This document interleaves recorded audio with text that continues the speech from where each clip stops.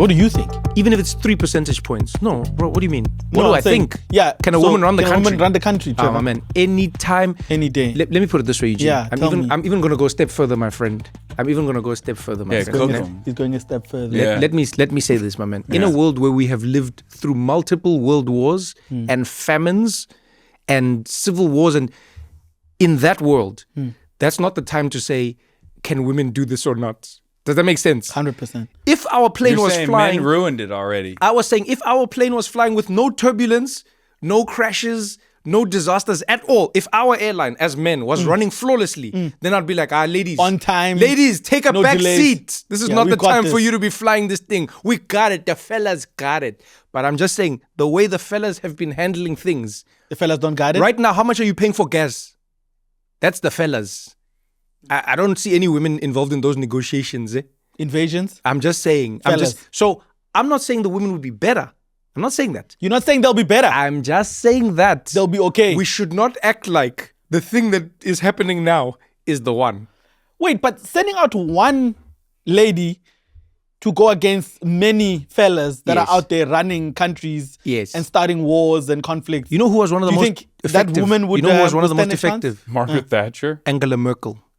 Oh, God. Angela Merkel was one of the most effective in that. Now, she's not perfect by any means, but I've yet to meet a perfect president. Yeah. I'm going to put it out there. Yeah, I am diametrically opposed to all of these conversations. I say no women. No, I'm kidding. Damn, I was like, that one. That one. No, I think We got him. It's a wrap. Yeah.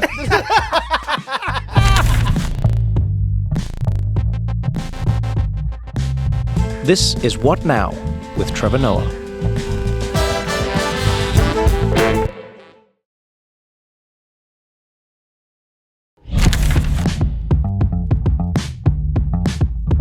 Why would you not want to put it up there? Wait, the cap was gone. Yeah, but he put it on the floor. no, so I come was like, on. put it No, up. he put doesn't up want there. it. No, I want your hat. He's an anti-communist, vicious anti-communist. He's actually anti-cap. Yeah. His father was killed by a cap. No cap. Yeah. And no cap. Okay, good. His father was killed by a cap, and his grandfather was killed by a cap. Yeah. And from that day onwards, he vowed no cap. I'm a EFF loyalist. Oh, you are? Yeah. Oh, shit. Lying. So tell me why. I'm just kidding. I mean, Okay. I was hoping you'd say No, why. I mean, I think the environment of panic around him is very funny.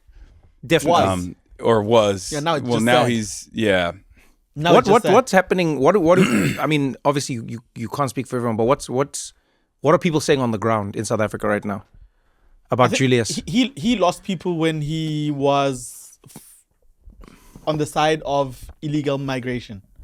Oh, So really? Illegal immigrants. So he said there's one Africa, because his plan was 4 years ago, he wanted to branch out the EFF into other African countries. Oh, And then he damn. failed. And the one place that he failed the most was Zimbabwe. Because the vice president of Zimbabwe said, you keep your things over there. And then don't bring them here. And then the same Zimbabweans that were saying, we love this guy, did not vote for him still. They voted for ZANU-PF. And then now there's a new group in South Africa called March on March, which is a social movement group that is now demonstrating and picketing against foreign immigrants. And is saying there's a deadline by the 30th of June. All the illegal immigrants must be gone. We always have that in South Africa every few years. So he's saying they must stay. And then they're like, you've lost touch. so he was too woke. Yeah, went off- for his at the wrong crowd. time. Yeah, For his he, crowd. He went off the deep end on too woke. Yeah. They were like, we love when you were singing "Kill the Boer," but then you started saying, you started talking about this Pan-African nationalist movement. I don't fuck with that. Yeah. And South also- Africa for South Africans only. And also when you look young with extreme views, you're more palatable. Oh, Is interesting. he Remember- young? He was young. Okay, I was So gonna. now say, he doesn't no, look that's so a good young point. anymore. Yes. That's When- interesting. When you see those images of Nelson Mandela being defiant, Rivonia Yeah, trial, yeah, he was yeah, young. yeah. Chris Hani, when he just came back from exile, he was young. So he was also the young guy in the ANC telling people that their time They've is lost up. their way. Yeah, but now when you look old, but you still fighting, people are like, no, at some point you have to, you know. And Andrew Tate with a grey beard would not fly. Andrew Tate Yeah, a I'm grey saying beard. with a grey beard. with a gray and- beard. Oh, Yeah, and if God. he's 17, he's I'm like- starting to get a gray beard. Fuck. Oh, you got a few more years of revolutionary in you, and then it's over. Yeah. Actually, let me ask you a question. I always wonder this for anyone who gets to step into an environment that they haven't been into, if you walk into a room now, like you've walked into this podcast, right? How would you introduce yourself? How would you introduce yourself, and how do you think people perceive you when you walk in? This is an interesting question. I don't think about it at all, but I would introduce myself as I'm Hasan Piker. That's it. If people ask me what I do for a living, I just say I'm a political commentator. Okay, that's and then they would say like, "Oh, what politics do you commentate on?" I just say, well, it depends. If I'm talking to a Border Patrol agent, this did happen. This happens a lot.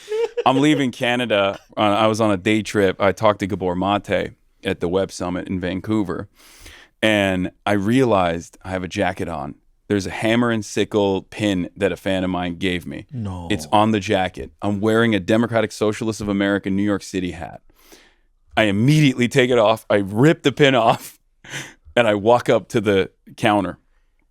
And the guy's like, "Oh, what are you doing?" It's a day trip. That's strange. I was like, "Oh yeah, I'm a speaker." And he's like, "Oh, what do you talk about? Like, what do you do?" I'm like, "Oh, I'm an influencer." And he's like, "What do you influence on? What do you speak on?" And I was like, "Well, what's going on with young men." And I tried to keep it as like broad as possible. And then he got excited. He's like, "So are you a political speaker or a religious speaker?" He knew you. And I was like, "No, I just talk about lifestyle." He knew you. No. If he knew me, he would have kept me. He was in the world. No, he was in the world. Really? Wait, so were you going into Canada or No, leaving? I was leaving Canada, but the American Border Patrol is inside of Canada. So there's a couple places in Ireland, America, and I think Mexico as well, where they have like stationed their own Border Patrol guys. You can do the border process on that side. Yeah. So that on this side you can just land domestic and be on your merry way. Yeah, and it's good though, because like usually those guys are more woke. Like those Border Patrol guys are more woke on that side. On the American than the American ones, I think. So they just kind of go, "All right, well, you're fine. Get in there." But the reason I ask you is because you have, especially right now, you have such an insane reputation that precedes you, depending on where people get their news. Mm-hmm. Do you know what I mean? Like I find it so interesting. So if you read, let's say, what people would term mainstream or legacy media, like old newspapers and stuff like that, I would say that you're categorized as an extreme leftist who is like radical. That's what they say, right? And then if I go on like Twitch or any of like the younger, web places, wherever they are, people are like, "Yeah, this is Hasan's a political commentator who's actually speaking about what's happening and is not afraid to tell his truth." If I go to right-wing media, I mean, that one's obvious. You're a terrorist. I think you know this. Yeah. Of course. Sometimes they call you a radical terrorist, and I'm like, I don't understand the difference. Is there like a tame terrorist? Yeah, there's a moderate terrorism. Yeah, there's a moderate there's a terrorist. Radical one. Yeah. Moderate terrorism is Nancy Pelosi. Oh, We're both communists. I see. But she's a more moderate terrorist. So you're a radical terrorist, and she's a moderate. Okay, I see. Okay, so there's that. The sickle and hammer gave it away. Yeah. But like, where do you situate yourself in it, or do you even think you sit in one place? Because I'll tell you why I asked this question. I've learned from myself personally in life, depending on who I meet, they have a very different starting point as to where to position me. Does that make sense? Yeah.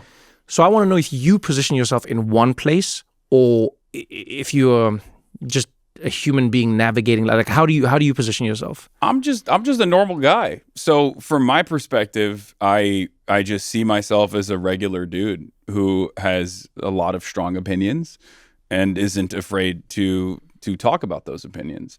And I know that sounds almost like a political answer, but it's just true. I don't think of myself as like a famous person. I don't think of myself as like a dangerous radical, obviously. I just want what's best, what I think is best for a society. Huh. And that's it. But you are famous now. I guess. No, not you guess. Come on, Hasan. I mean, Come on, Hasan. Don't be humble here with us. Hasan is number on the call sheet and fighting it. No, just serve the other people first. Oh, come on. Whether you like it or not, like, because you have been thrust into a spotlight where people listen to what you're saying. People look to you.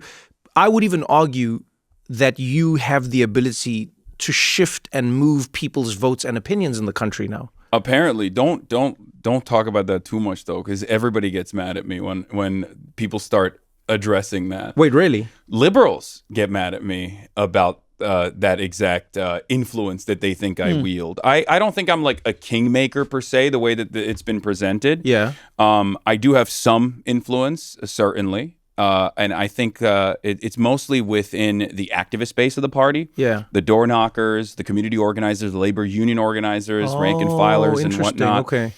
So we do have the capacity to offer a lot of help to candidates that align with us.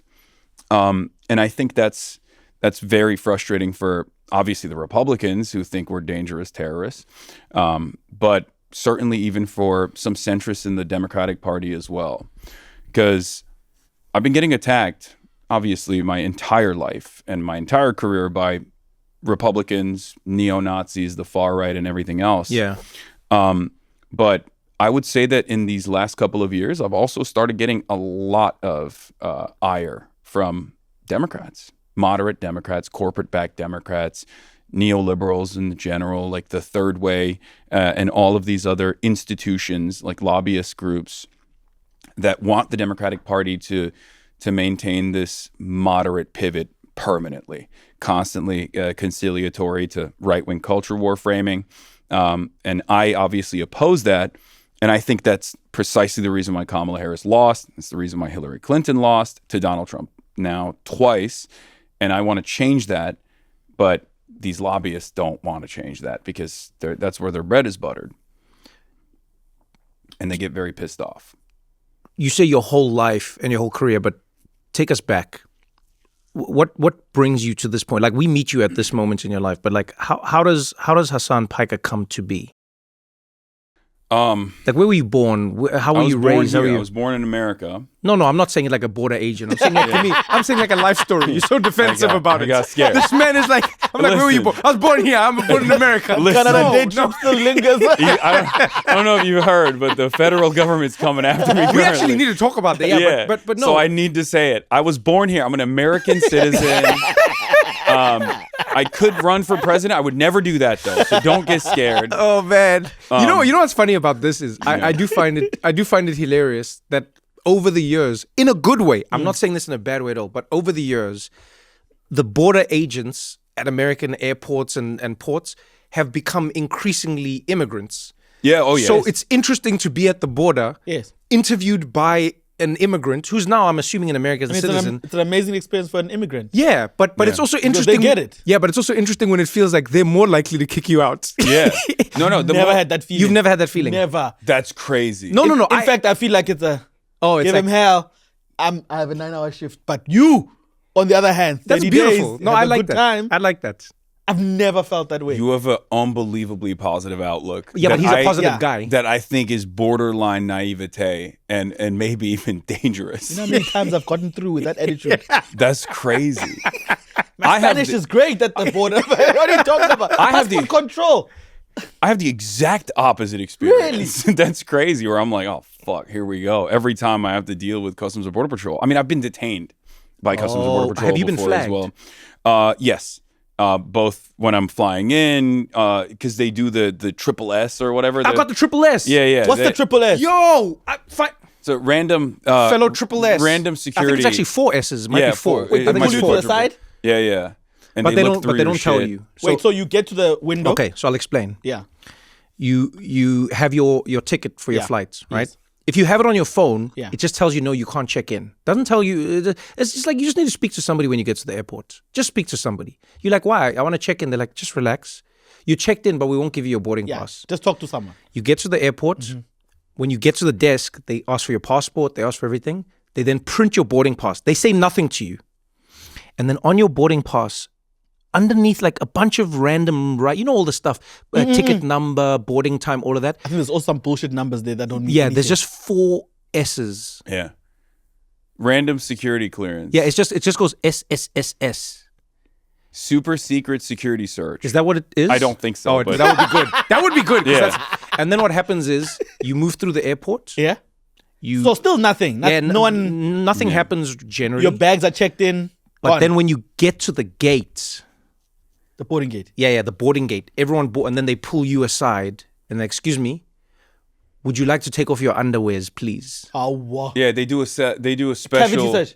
They don't do cavity search, but They go like Squat and cough. No, no squatting, just coughing. well, maybe they do it. Maybe they do it to other people. But Wait, so they pull you to the side? Yeah. And then you have Yeah. to go into a little secret room, which is not a secret. Some airports they just create like a partition. Yeah. So you're outside but inside, yeah, and they empty everything. Yeah, and sometimes you're with a big group and they're all walking and you get pulled to the side and you're like hate it when that waving at them happens. like bye. Yeah. See you on the flight, hopefully. And that's usually when you're on foreign No soil way. coming back into the United States of America. Uh-huh. Because they have like double, triple TSA basically when you're an American citizen, I guess, coming back. But I got detained at O'Hare Airport by Customs and Border Patrol on my way back from France. I was about to speak at University of Chicago at the Politics Institute, and they pulled me aside, and they had revoked my global entry, which I never got to use, which is really annoying. I hate that. It took so long. I had to do all these interviews. Yeah, and you have to give your life. to Yeah. them. And they gave it to me. I got the card and I never even got to use it. The first time I use it, I get detained. And they pulled me aside into a secondary detention area where there's like an interrogation room and you sit in there. Lie. Yeah. It was in the news. Yeah, it was they did this secondary detention and then interrogation where they asked me like, what are your thoughts on Israel? What are your thoughts on Donald Trump? Have you ever been in contact with like anyone from Hamas, Hezbollah, Ansar Allah movement, like the Houthis, all this stuff? When you're sitting there in that moment, what was there a part of you that just goes like, just say nice things about Donald Trump? No. I mean, Not even a little bit? Well, here's what I did. When they kept asking me about Hamas, what my thoughts are, I just kept repeating, Hamas is designated as a terrorist organization by the State Department. I just kept repeating that line over and over Which is again. a fact. It's just a fact. Yeah. It's not It's not your opinion. It's not a my fact, opinion. yeah. It's just a fact about Hamas. And then when they asked me about Trump, I was like, that's when I did push back where I was like, yeah, I don't like him. Like, what do you mean? Yo, damn. I was like, yeah, I don't like him. What are you talking about? I'm an American citizen entering my country. Like, that's ridiculous. And they didn't give me too much stress about that. But they did ask a lot about like the people that I had interviewed. There was this Yemeni teenager who was 19 years old. And the media dubbed him Tim Houthi Chalamet. He was... That was creative. Yeah. That sounds like something you'd say. It is, but I didn't. No, you didn't say it. Yeah, But he it's- never... yeah. Yeah. But creative words. This one. Kind of my vibe, but definitely not me. Say that word. Yeah, Tim Houthi Chalamet. So, I did get him. I did get that from Trevor, by the way. No, whoa, did? whoa. He texted it Don't to me. involve me. He texted it to me. He was like, "That's a good one. You should use this." Don't involve me. I know Yeah. my friend's words when I don't hear them. Yeah. He's like, look. Obviously, he said, obviously, the Ansar Allah movement is doing the right thing. Wow. But Edit, asterisk, delete, asterisk, edit. so, it's cool though. It's fine. You can deny it now. This guy, you're playing here, my man. I wasn't born in this country, my man. You're playing games here, my man. But yeah, they were asking me about like whether this person was actually a part of the Houthi movement. Yeah. And I was like, I got lucky, I think, or they did this deliberately. The guy I was talking to was, going back to what you were talking about, an Arab CBP officer. So he was knowledgeable about like the region at least. Okay. So I think he was like a counterterrorism guy. And I was just like, no, the dude's name is Rashid al-Haddad. He's Sunni. He's a Sunni Yemeni. And obviously his last name is not al-Houthi and he's not Shia. So of course he's not a part of the Houthi movement, not a part of Ansar Allah. He's like, oh, okay, I understand that. But what's interesting about that is it's not illegal. Like as an American citizen and as a member of the media, of course I'm going to sometimes talk to members of state-sponsored terrorist organizations. That's a normal part of the process, and it's protected by the First Amendment, right? And I haven't, so I told them that I had not.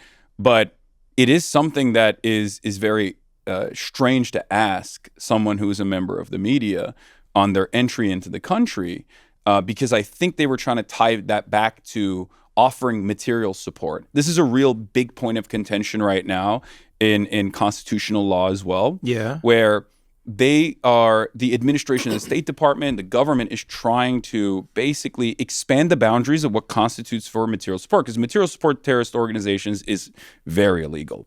But just to break that down for so we're on the same page. Yeah. When you're saying material support of a terrorist organization, the United States government has said, like most governments, I'm assuming in the world, it is illegal to support a terrorist organization overseas financially, or with arms, or and now it's becoming media, I guess. But now that's an interesting. But now they are trying to expand it into speech, and one of the first things that they did was actually legal counsel, which again is a constitutionally protected right. So they were trying to prosecute lawyers that would defend someone who's been accused of terrorism. Yeah, exactly. And it didn't work. They put that on the back burner, but I think now with this administration, they're trying to punish dissidents and they're trying to erode the First Amendment, really. I mean, they could expand it if you look at the nth degree. They could expand it to you even having an interview with somebody, regardless of your support of them, because they could argue that the interview was platforming them, and so you've given them some of your material support, which is your subscriber base. Yeah, and that's obviously totally ridiculous, antithetical to the First Amendment. So, what were you going to say?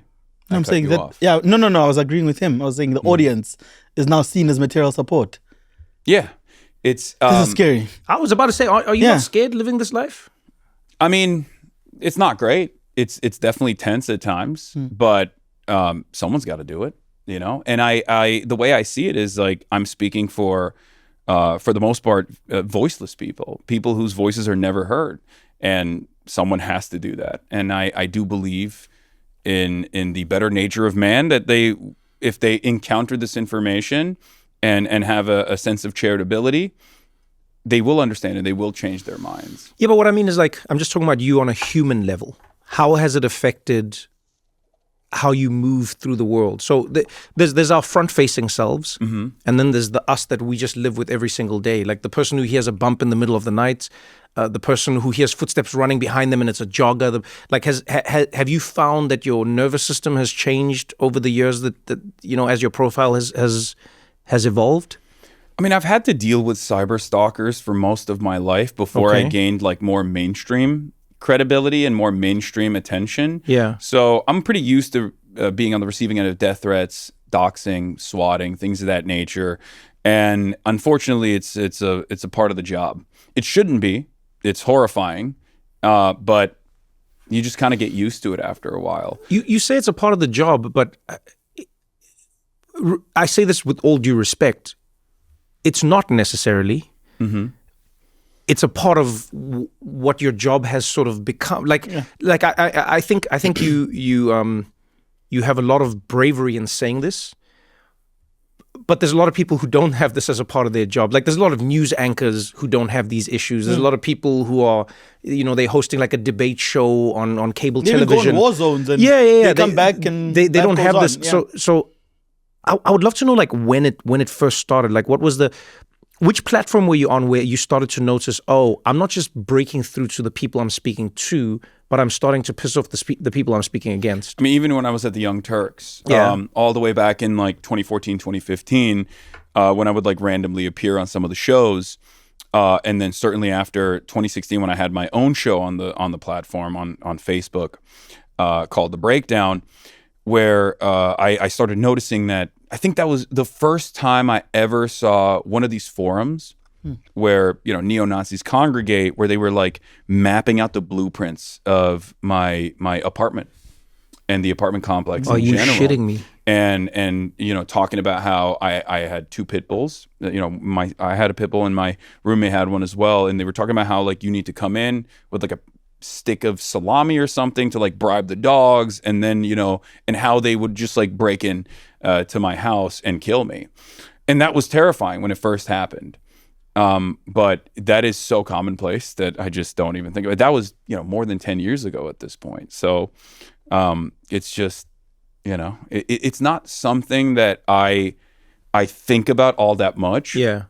Or place a lot of emphasis on, because I feel like that would almost allow these people to win, because they want to create an environment of fear, an environment of tension that disrupts what I want to do.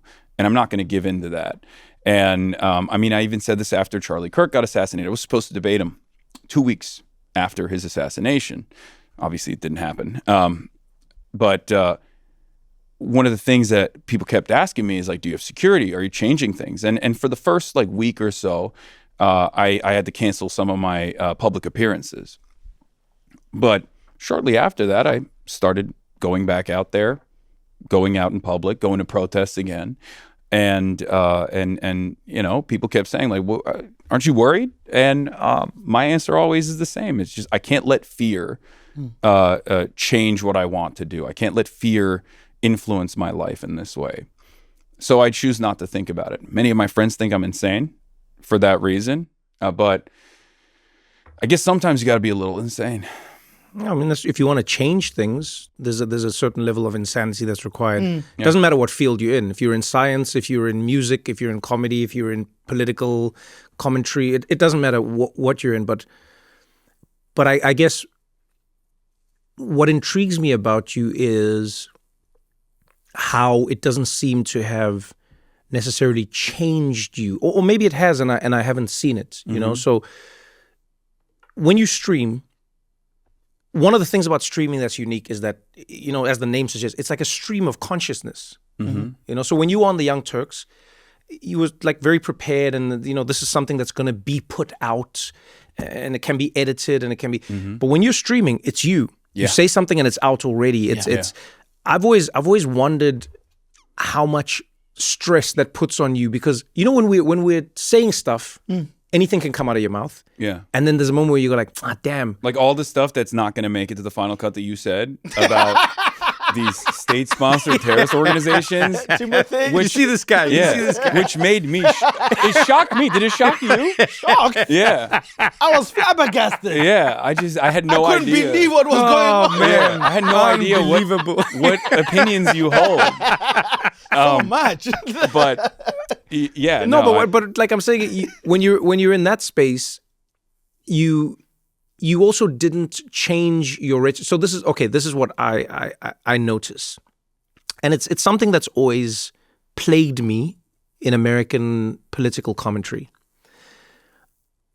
A lot of how American political commentators act is not sort of how they are, and it's not how they feel. Oh yeah, it seems like put on a persona depending on who they're talking to. And I feel like there's a lot of money to be made from doing this. Oh yeah, right. There's a lot of fame and support. There's a lot of fame. There's a lot of power. But my issue is that it's not them. So I remember when the first time this happened to me, it was a rude awakening. I had been on the Daily Show for like a year or 2 years. And I got invited to an event. It was like the 100 most influential like news people in America type thing. But it's only like journalists and news and whatever. And I get there, and I'll never forget somebody from an extreme like right-wing publication. They came up to me, and when they walked up to me, I genuinely thought they were going to fight. I was like, okay, I'm ready.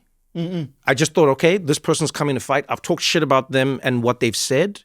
I believe it genuinely. They're going to fight me. And they came up to me and stretched out a hand and was like, hey, look at this guy. Hey, Trevor, how you doing, man? What's going on? Oh, look at this. Not bad, not bad. And I promise you now, not even God as my witness. Kibuka, anyone who worked with me at the time can tell you. The next day when I walked in the office. So those are higher than God. Yeah, because you can't ask God. Maybe God will tell you a different thing. That's crazy. No, because God is... stuff that he said. Yeah.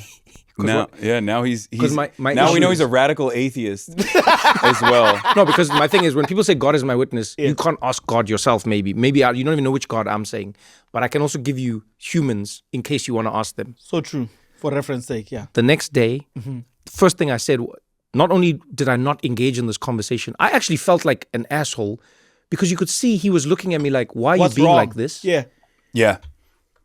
Damn. I've had this exact same experience. But then I remember going, oh, you've had this. Yes. I remember going, I'm taking this seriously. I was like, oh, I'm saying what I believe, but you are in wrestling. Yes. I'm out here thinking I am fighting the Incredible Hulk. Yeah. You know what I mean? Like I'm Hulk Hogan. Let me tell you something, brother. And then when I meet him, he's just like, hey, I'm Terry. Yeah. And I was like, no, I came here to destroy you. Yeah. Because this is how I feel. the reason I bring this up is because, you look at Charlie Kirk, you look at a lot of the rhetoric in America. I find it interesting how in all of those moments, people who were espousing certain opinions and ideas very quickly like pull down a mask and they go, hey, I know sometimes in this country people get heated but we need to, and I'm like, wait, what is happening right now? We need to cool down the temperature. Yeah, but I go, That's their favorite word? Yeah. You've said that Donald Trump is the second coming of Hitler. You've said that this man is going to abolish the Constitution. On a public platform. You've said these things as a person. Yes. Then something happens, someone shoots at Donald Trump and misses, and then you come out the next day and you go, guys. I know that he might be the second coming of Hitler, but he's our president and we have to stand behind. I'm like, do you not see? No, but I'm like, do you not see the inconsistency of what you're doing? Yeah. And more dangerously, do you not see that you are creating kayfabe? You're creating wrestling with real people's lives. Yeah.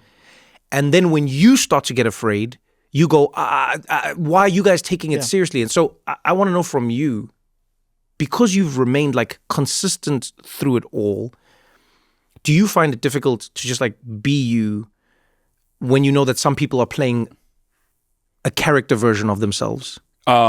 So I had the almost identical experience that you're describing when I went to the White House, Correspondents dinner, weekend activities. One of the weekends many, many years ago when I was at the Young Turks and they were throwing an event. I didn't actually attend the event itself, but I walked into a bar. And this is at the peak of like Trump won. All of a sudden, the entire press is there, right? The press pool is there. All these commentary people are there. And I think it was Kellyanne Conway that walked into the bar. And the room lit up because everyone was excited. Anthony Scaramucci, Sean Spicer, all these people walk in and these liberal commentary people, these journalists who have like, written scathing reports about these people were excited to take photos with them. Yes. And this thing. This is the thing I'm talking about. And that's where I was reminded of, and I hate this guy, obviously, rest in piss, Andrew Breitbart, but I was reminded of his statement about how DC is Hollywood for ugly people. It's true. I mean, sometimes you can be an asshole, but you can get it right. And he was right about that. It is Hollywood for ugly people, where it's for the most part, the kayfabe is absolutely real. Like these guys see what they're doing as theatrics for the most part. They don't like, not to say that all reporters are like this, obviously not. Yeah. There's some brilliant journalists out there and some great people in the commentary sphere as well. And there's certainly issues that they do care about, right? Where they are uncompromising, where their true side comes out, their true opinions come out. But for the most part, everyone in that bubble, in the media bubble, is playing a role, and they see it as such. And maybe it's not dissimilar to, I guess, like having a coworker that you disagree with vehemently, but you're chill towards them at the water cooler. I don't know.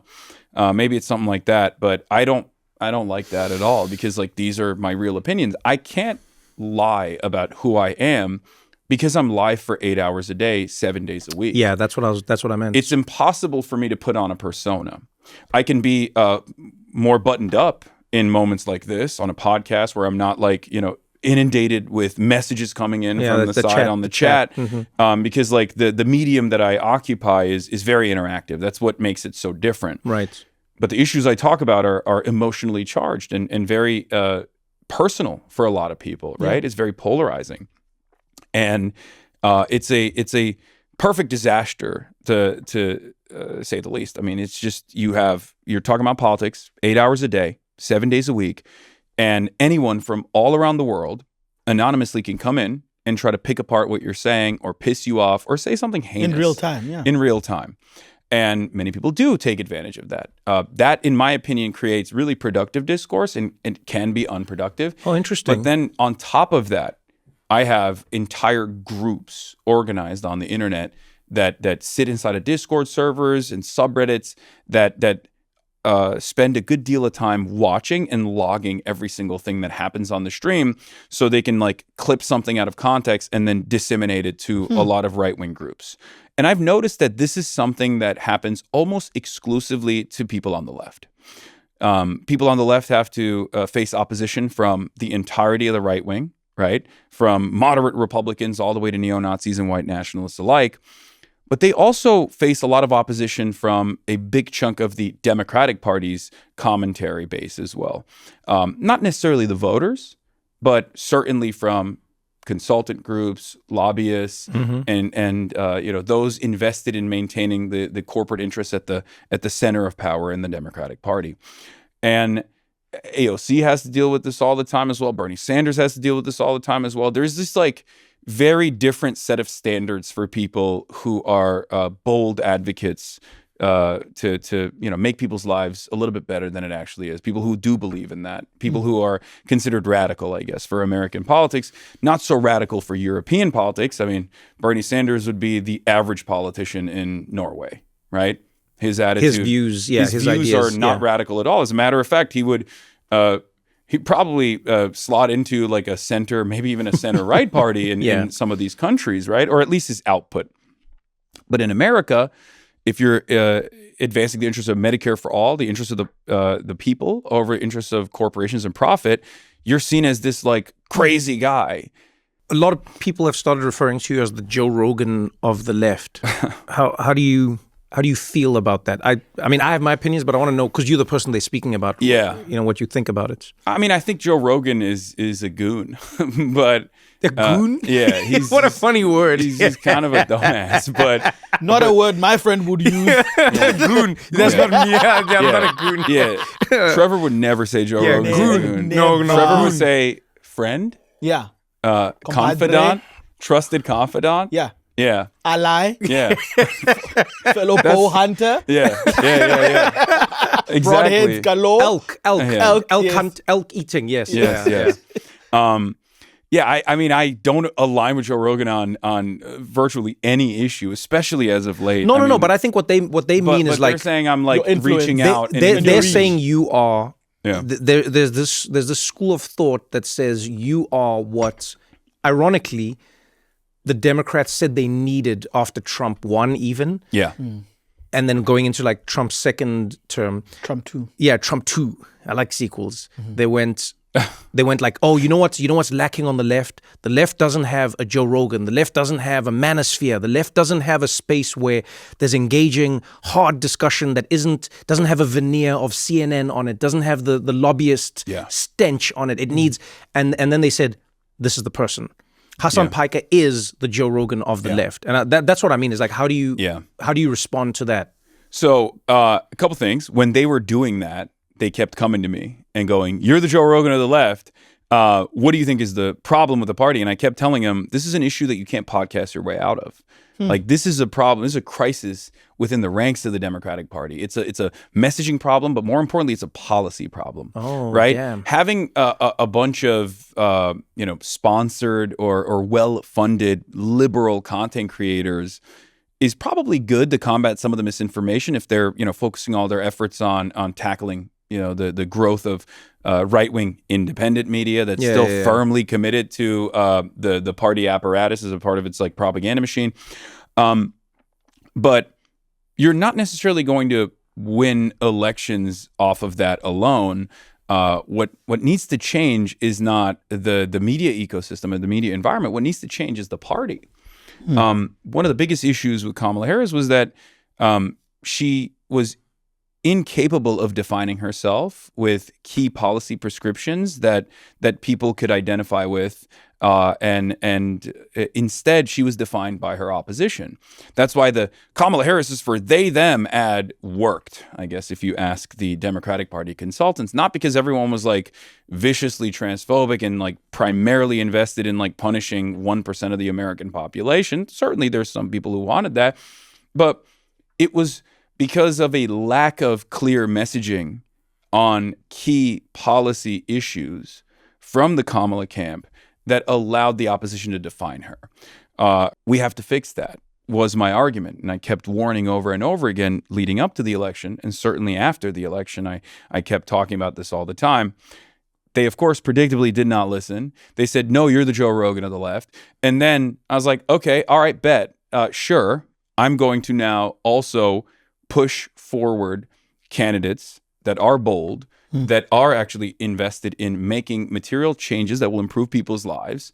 Zohran Mamdani was one of them, right?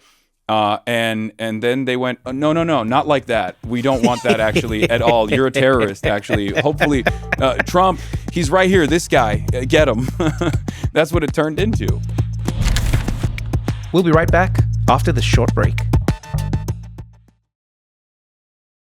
All right, Eugene, let's play a little game. Make something fun. 2 truths and a lie. Here we go. 1, I've had to tell a world leader that their fly was undone. 2, when getting dressed, I don't do sock, shoe. I do sock, shoe. 3, I've been a Verizon customer for 11 years. What do you think? Very confused. First of all, why would a world leader own a fly? Because those things just come uninvited. Secondly, lying to your friends is not cool. There's never been a game. No, Eugene, a fly is for, like, the zip is what... And then it's not a lie. It's a game where I'm trying... It's like I give you information. Okay, I lied. All 3 are true, Eugene. And in case you were thinking, Verizon isn't as expensive as you think. In fact, if you bring in your AT&T or T-Mobile bill, they'll give you a better deal. And the reason I've been with them for this long is just because I travel so much. I need a network that's reliable. That's right, a better deal on the best network with the most ways to save on plans, streaming, and phone deals. Take your AT&T or T-Mobile bill to your local Verizon store today, get your better deal, and start saving for real. Based on Root Metrics' best overall mobile network performance, US second half 2025, all rights reserved. You must provide recent consumer mobile bill in the name of the person redeeming the deal. Additional terms, conditions, and restrictions apply. So, do you understand how 2 truths and do you understand it now? I understand that you didn't have to lie first before telling me that Verizon is the best. No, I wasn't lying. Eugene, it's not a lie. I wouldn't lie to you. It's a game. Okay, I'm sorry. I lied.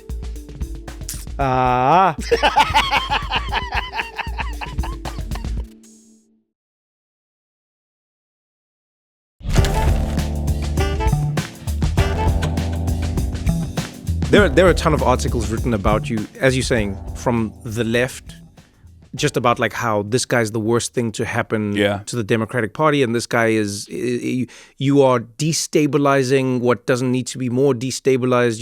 It's funny. I actually want to know what you think.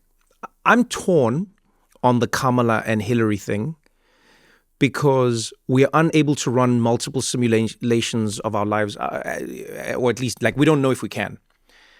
We always say that Hillary lost because of her messaging, blah, blah, blah. We say that Kamala Harris lost because of her messaging, blah, blah, blah, blah, blah. I sometimes think we take for granted the fact that they were both women. And I don't know how much you lose by being a woman running for president. America has never had a woman president. Never radical misogynist. No, you can... Because I'm saying... Don't run women. This is how we get the clicks. Yeah. No, but what I'm saying is this, right? Donald Trump lost an election.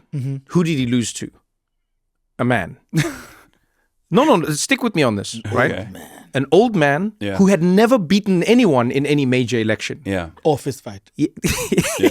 Well, you don't know that. I agree, but you don't know. Apparently he was what? He did a lot for South Africa's liberation. Who, Joe Biden? Yeah, fully.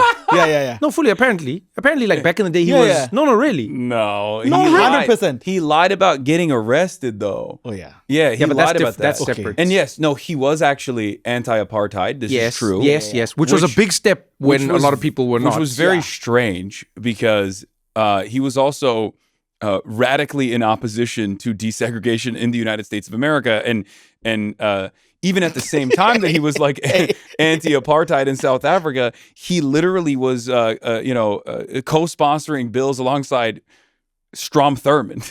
Yes, but why is this guy indefensible? Hassan, What's going on? I've tried so hard. Sleepy Joe. But he was against apartheid, Hasan. Yeah. No, so And also, at the same time, he was against South African apartheid. He was very much in favor of Israel, which, again, another contradiction. yeah, but here, you know what's interesting about that? I don't know if you've ever seen the interviews of Nelson Mandela when he comes to the United States just after he's been released from prison. Yeah. And he's like free. And then the they version keep, of him that I call AM. what's that? Angry Mandela. Oh, yeah. When he wasn't taking any He nonsense. wasn't taking any nonsense. And then they like ask him, they go like, so Mr. Mandela, you're gonna, we've got enemies with Israel and why won't you team up with, and he was like, the freedom of the Palestinian people. And he goes in so hard. good. And he's like, I will never support the freedom. And they're like, but you're our ally. And he's like, just because your enemies are not my enemies. Yeah. Your enemies, I believe in the freedom. And he goes in hard, and you can see they're like, my man. Well, it was also about Che Guevara too, because they were hitting him on Fidel Castro and Cuba. Yes, yeah. And it's like, yeah, I feel like you're oblivious to the amount of effort and manpower expended by the Cuban government at a time when like they didn't have too much. Yeah. They had nothing. They had nothing, and they spent so much trying to liberate Africa. And of course, there's going to be some shared resentment against Western colonialism. Yeah. And why would they betray? Why would he turn around and betray other people going through similar plights? Yeah, but what I was saying about, just so we're on the same page, is I sometimes wonder if, I'm sure there's a term for this, we will answer our question based on the results as opposed to actually looking at what happened because we can't know, right? So with Kamala Harris and Hillary Clinton, we'll say they lost because. But if Donald Trump had lost that first election, we would have gone, Hillary ran the right campaign, and of course Donald Trump was going to lose. When Donald Trump lost in 2020, it seemed obvious. It's like, well, of course he was going to look at all the dumb things. He was saying drink bleach. Of course he's going to lose. Then when he wins in the next election, he didn't really change anything. Yeah. And then he wins in that one. And I honestly find myself, I have to ask myself the question. I have to go, how many percentage points come from people in America who are just not willing to vote for a woman? Just like how many people out there go, I don't think, because I would read this and I would see people saying, I just don't think a woman can run the country. I'm all for women, but I just don't know that a woman can be trusted to run the country. And men and women alike saying this, by the way, spread out over the country. What do you think? Even if it's 3 percentage points. No, bro, what do you mean? What No, do I'm I saying, think? yeah, Can a so woman run the can a country? woman run the country, Trevor? my man. Anytime. Any day. Let me put it this way, Eugene. Yeah, tell me. I'm even going to go a step further, my friend. I'm even going to go a step further, my Yeah, friend. cook Let- 'em. He's going a step further. Yeah. Let me say this, my man. In a world where we have lived through multiple world wars and famines and civil wars, and in that world, that's not the time to say, can women do this or not? Does that make sense? 100%. If our plane You're was saying flying, men ruined it already. I was saying if our plane was flying with no turbulence, no crashes, no disasters at all, if our airline as men was running flawlessly, then I'd be like, ladies. On time. Ladies, take a no back delays. seat. This is Yeah, not we the got time this. for you to be flying this thing. We got it. The fellas got it. But I'm just saying, the way the fellas have been handling things, The fellas don't guide it. right now, how much are you paying for gas? That's the fellas. I don't see any women involved in those negotiations. Invasions. I'm just saying. Fellas. I'm not saying the women would be better. I'm not saying that. You're not saying they'll be better. I'm just saying that They'll be okay. we should not act like the thing that is happening now is the one. Wait, but sending out one lady to go against many fellas that Yes. are out there running countries Yes. and starting wars and conflicts. You know who was one of the Do you most think that effective? woman would, you know who was one of the would most stand a chance? effective? Margaret Thatcher. Angela Merkel. Oh God. Angela Merkel was one of the most effective in that. Now, she's not perfect by any means, but I've yet to meet a perfect president. Yeah. I'm going to put it out there. Yeah, I am diametrically opposed to all of these conversations. I say no women. No, I'm kidding. Damn, I was like, that one. Flip that one. No, I think We got him. It's a wrap. Yeah. I go back to Barack Obama. Yes. I think in the United States of America, hatred for women is definitely a real thing. We Yeah. live in a patriarchal society, but we also live in a very anti-black society. Mm-hmm. So when you're a young black man whose middle name is Hussein Yes. and you're running, there's going to be hurdles that you have to climb, Yes. and you can overcome those hurdles. My problem with Kamala Harris Yes, he was can. that she understood that there were hurdles. She's a black woman running against a white supremacist like Donald Trump. But she didn't have the campaign and the platform that would actually convince people that this was someone to vote for. I completely agree with you there. So I don't discount the notion that people who are not old white guys are going to have a harder go at it. That's certainly true. But I think they can overcome that with good policies. And if you want, you can have an old white guy as well, Bernie Sanders. He had the good policies. People loved him. Yeah. I think in every poll, and I stand to be corrected because there are many polls, I know this, but in most polls where he was up against Trump, he won. Yeah. Yeah. And Trump knew that too. Yeah. Really? Yeah, Yeah. every time they asked people Bernie versus Trump, Bernie would win. Yeah. Now people will say, oh, well, Hillary Clinton would have won in those polls too, which is true. But I think what the people were looking for at that point, and are still looking for really, was an anti-establishment candidate. Someone, because they came at it with the recognition that the system wasn't working for them, right? In all of the different parts of the country that are forgotten, whether it's West Virginia or Gary, Indiana. Yeah. There are a lot of people who are suffering.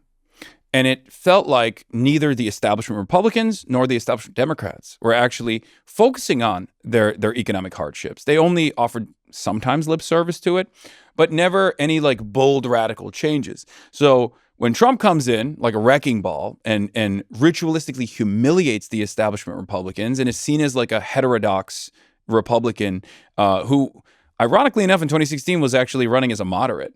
A lot of people forget this. He was pro-trans in 2016. He was anti-war. He was anti-war, even when he said about pro-trans. guns, he was like, there's too many of them, to be honest. You didn't say it like that.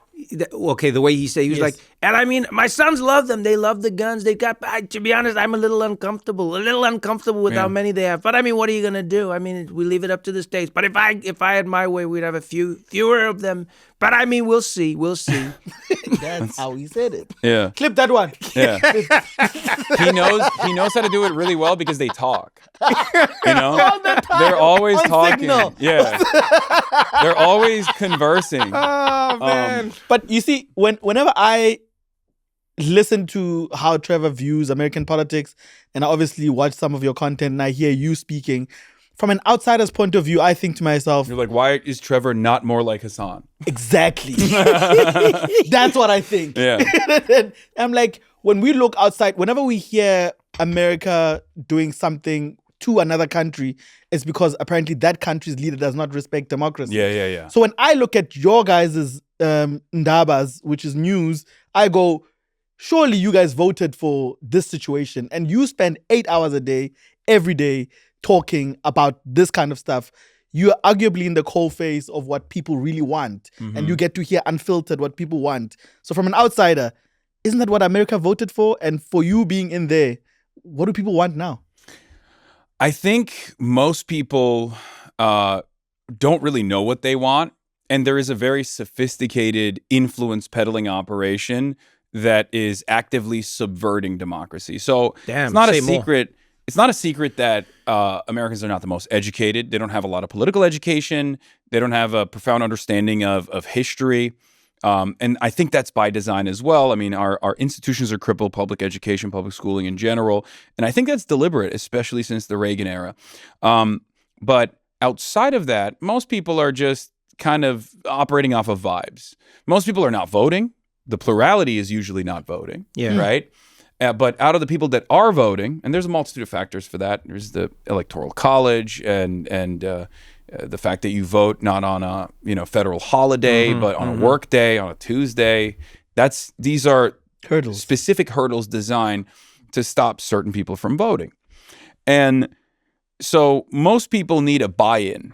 They need something to motivate them to go out and vote. And if the Democratic Party's modus operandi is to say, look, the other side is so much worse than us. Come on, just vote for us. Who are you going to vote for? Nobody? Come on. And then most people go, all right, bet. I'll vote for nobody.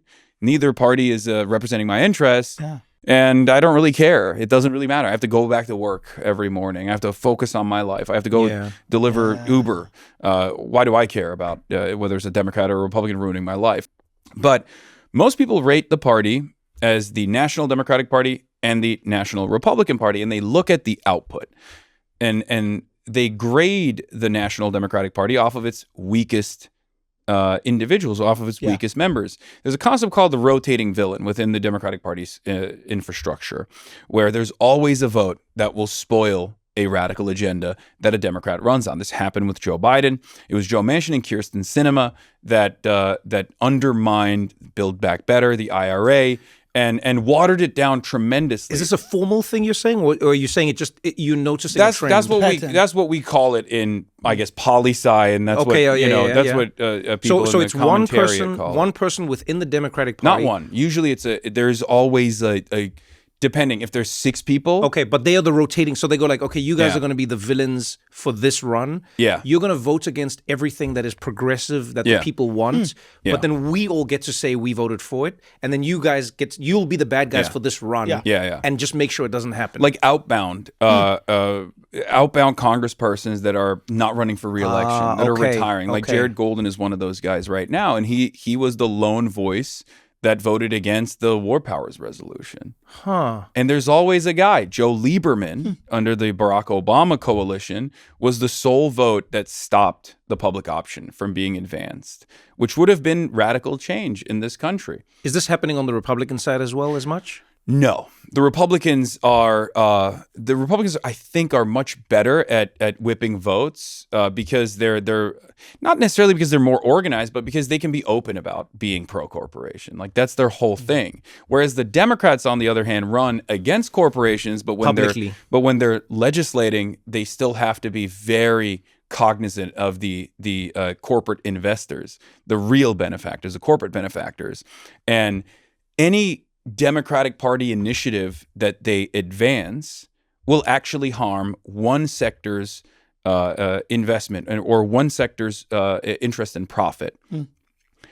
So they can't really do that. So do you because think if they were to advance Medicare for all, let's take that for one policy that is unbelievably popular. Every other OECD nation has one form of socialized healthcare, except for us. There's reporting on this. I believe it's up to 48,000 people every year that die because they don't have access to healthcare in the wealthiest nation on the planet. Like they could just go to their primary care physicians and like figure out what's wrong with them ahead of time, or get the necessary help. Yeah, I mean it's a Yale study.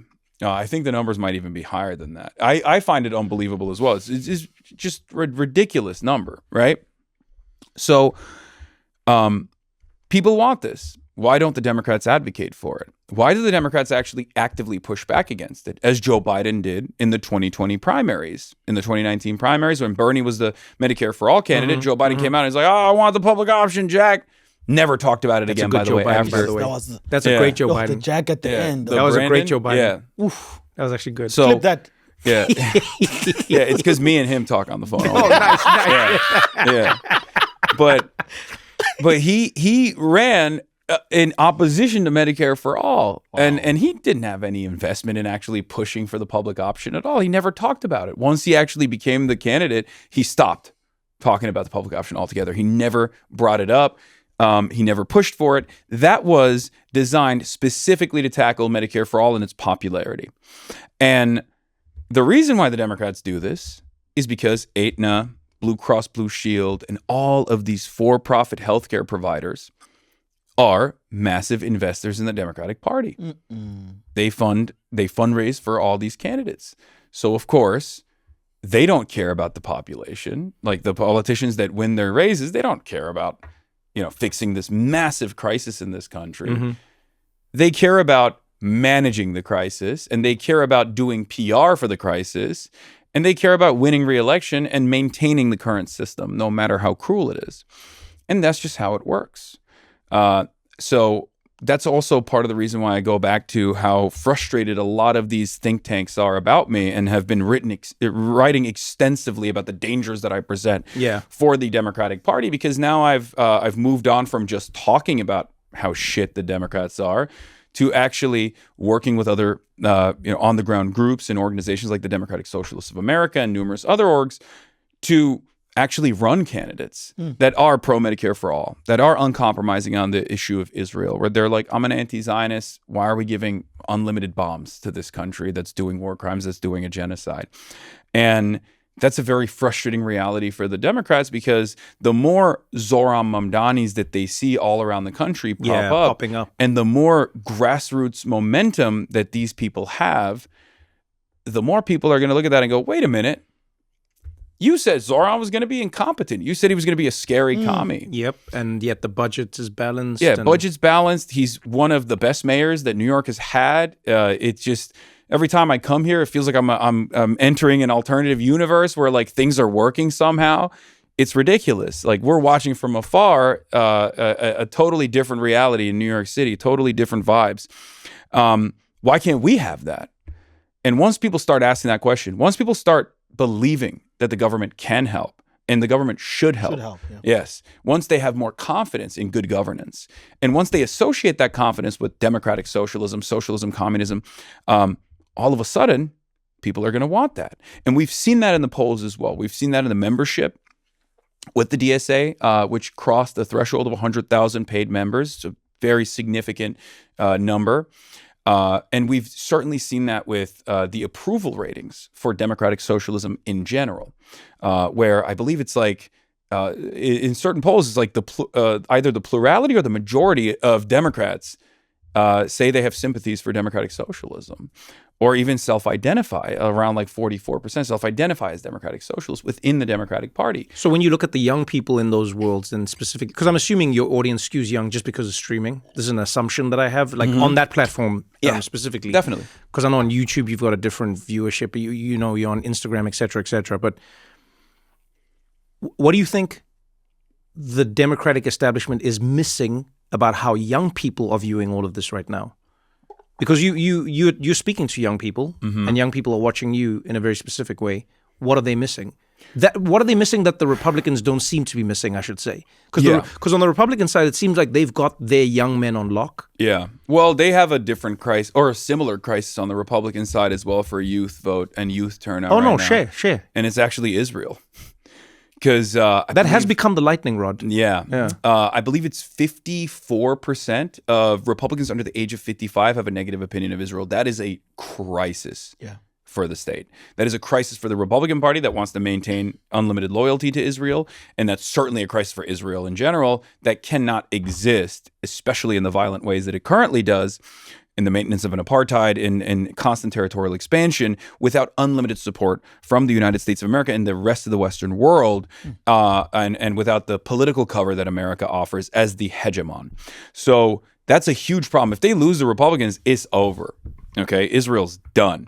That's going to be clipped. What you mean is the way it's currently... I've said way worse things about Israel. The way it's Israel. currently existing. You know clips, bro. This guy's clipping. Clip that one. Clip that one. Clip him explaining. Clip him saying clip. Don't clip. Clip him saying clip. Clip yourself clipping that. Clip him. Clip him. I've said way worse things about Israel than that. Trust me. And it drives people crazy. It drives like the pro-Israel advocacy groups crazy, where they're like, why won't people see that he's a dangerous radical terrorist? Like, I go to the Vanity Fair Oscars party and they're like, why is he allowed to be there? He shouldn't be allowed in mainstream circles. Like, it's like Jonathan Greenblatt and his bald head being like, it should have been me at the Vanity Fair party.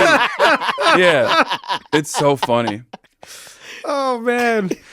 Okay. So you think on the right, that's the lightning rod. That's the lightning rod for sure. On the left, what is shifting? Why are we seeing a Zohran? Why are we seeing election results like we're seeing? Because I mean, there's a few that we're seeing now where it looks like there's a shift that's happening.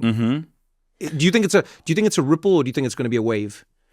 I think it's going to be a wave. I mean, they're trying to stop it for sure. They are doing everything they can to stop this momentum, to stop this insurgent campaigning that's taking place all around the country right now. How do you think the messaging has, or what do you think is going right in the messaging? Because a few years ago, when you said the word socialist in any way, the first thing most Americans would say is, those are the people who come and take your money. You can't own anything. You can't work towards anything. There's no point in having a job. You can't be wealthy. You can't build wealth. You can't blah, blah, blah, blah, blah, blah, blah. That used to be almost across the board what people would say, right?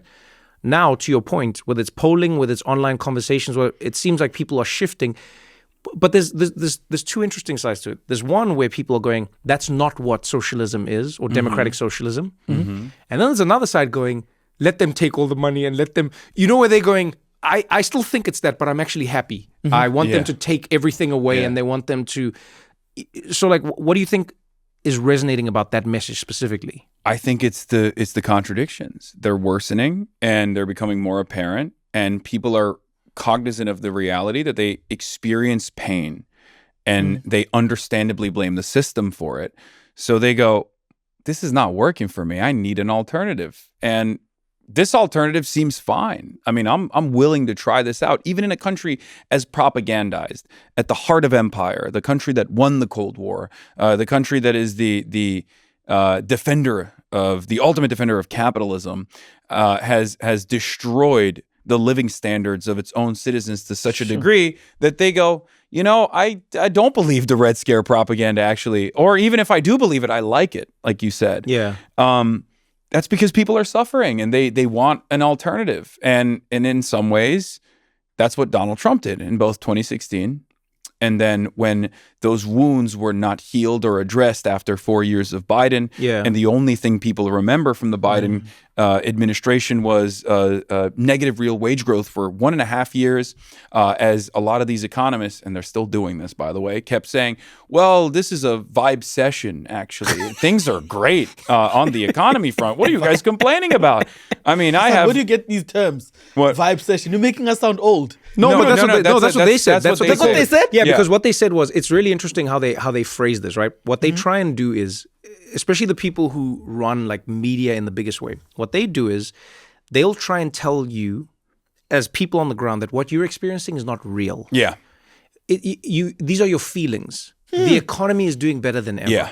You have no idea what we're doing in the background. Yeah, but working towards. No, but they even go like, your life is better, even though you don't think your life is better. Your life is better. Yeah. But what's really sinister? Abusive. It's gaslighting and it's sinister. You know why? Because they talk about the economy like everyone is an equal participant in it. No. That's one of the smartest things they yeah. do, is they talk about the economy. Look at the GDP. Look at the economy. Look at the stock market. Has never been but it's like, guys, if Jeff Bezos gets into a bus with all of us, the GDP of that bus has gone up dramatically. The value of that bus has gone up. But we do not have that money. Yeah. You can say this bus is doing well, and that is technically true. But if one person gets off that bus, the bus is broke now. Yeah. And the ones that are in the bus are benefiting. But now, no, they're not even benefiting. Not even? Because the people in the country are in the bus, right? And they're going, you're doing well. Look how much money's in this bus. And people are like, yeah, but it costs me 30% more to go and buy ground beef before I go do a barbecue. It's costing me like 20-30% more for my gas. It's costing me 20-30% more. My wages are not keeping up. Yeah. My cost of living is going up. But apparently the country is a good time. It's like, no, the country, yes, the bus is technically doing well. Yes. Because of a few passengers who are doing well. Yes. But the passengers not doing well. are not actually doing well. And so that, to your point, it becomes like this gaslighting feeling where they go, no, the economy, it's they go like, no, it's a Vibecession. You guys, I love that word. it's not a recession.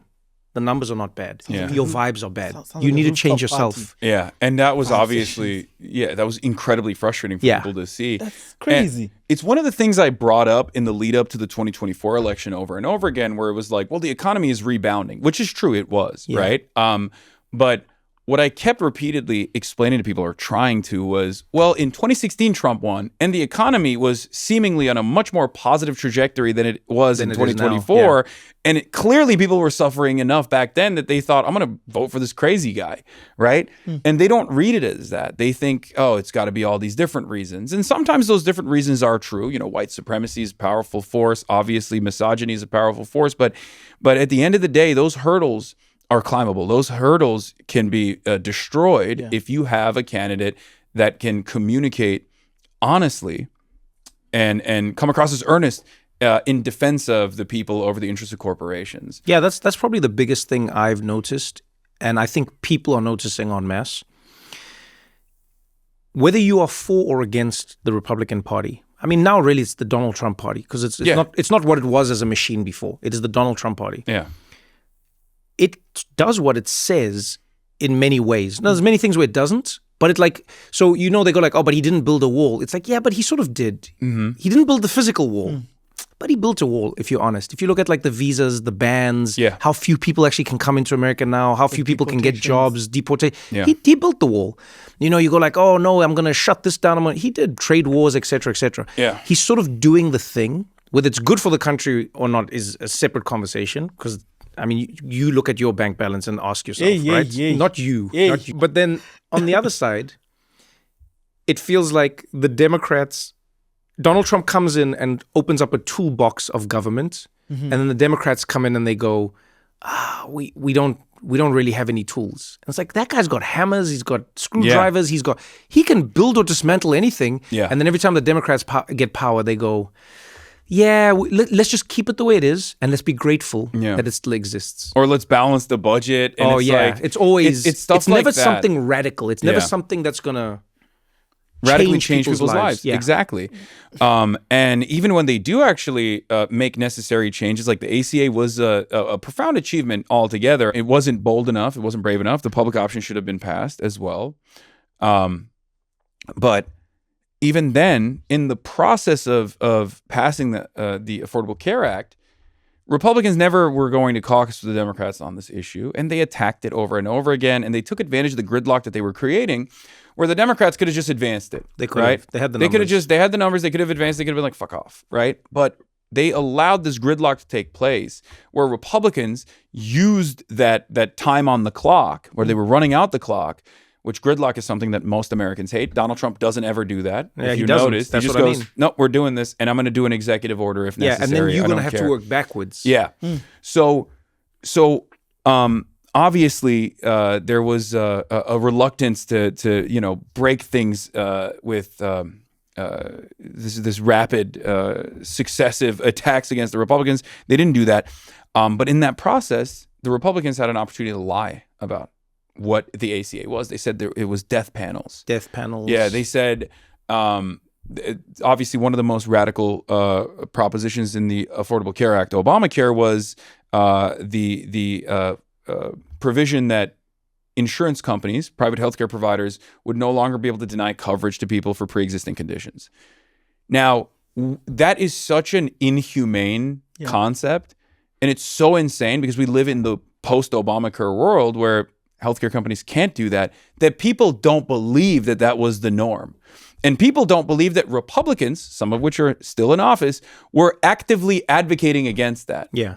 It's such an inhumane thing. It's just a normal part of Republican policy making that most Republicans, there's a poll on this, Republican voters don't believe the actual impact of the Republican legislative agenda when they're asked about it.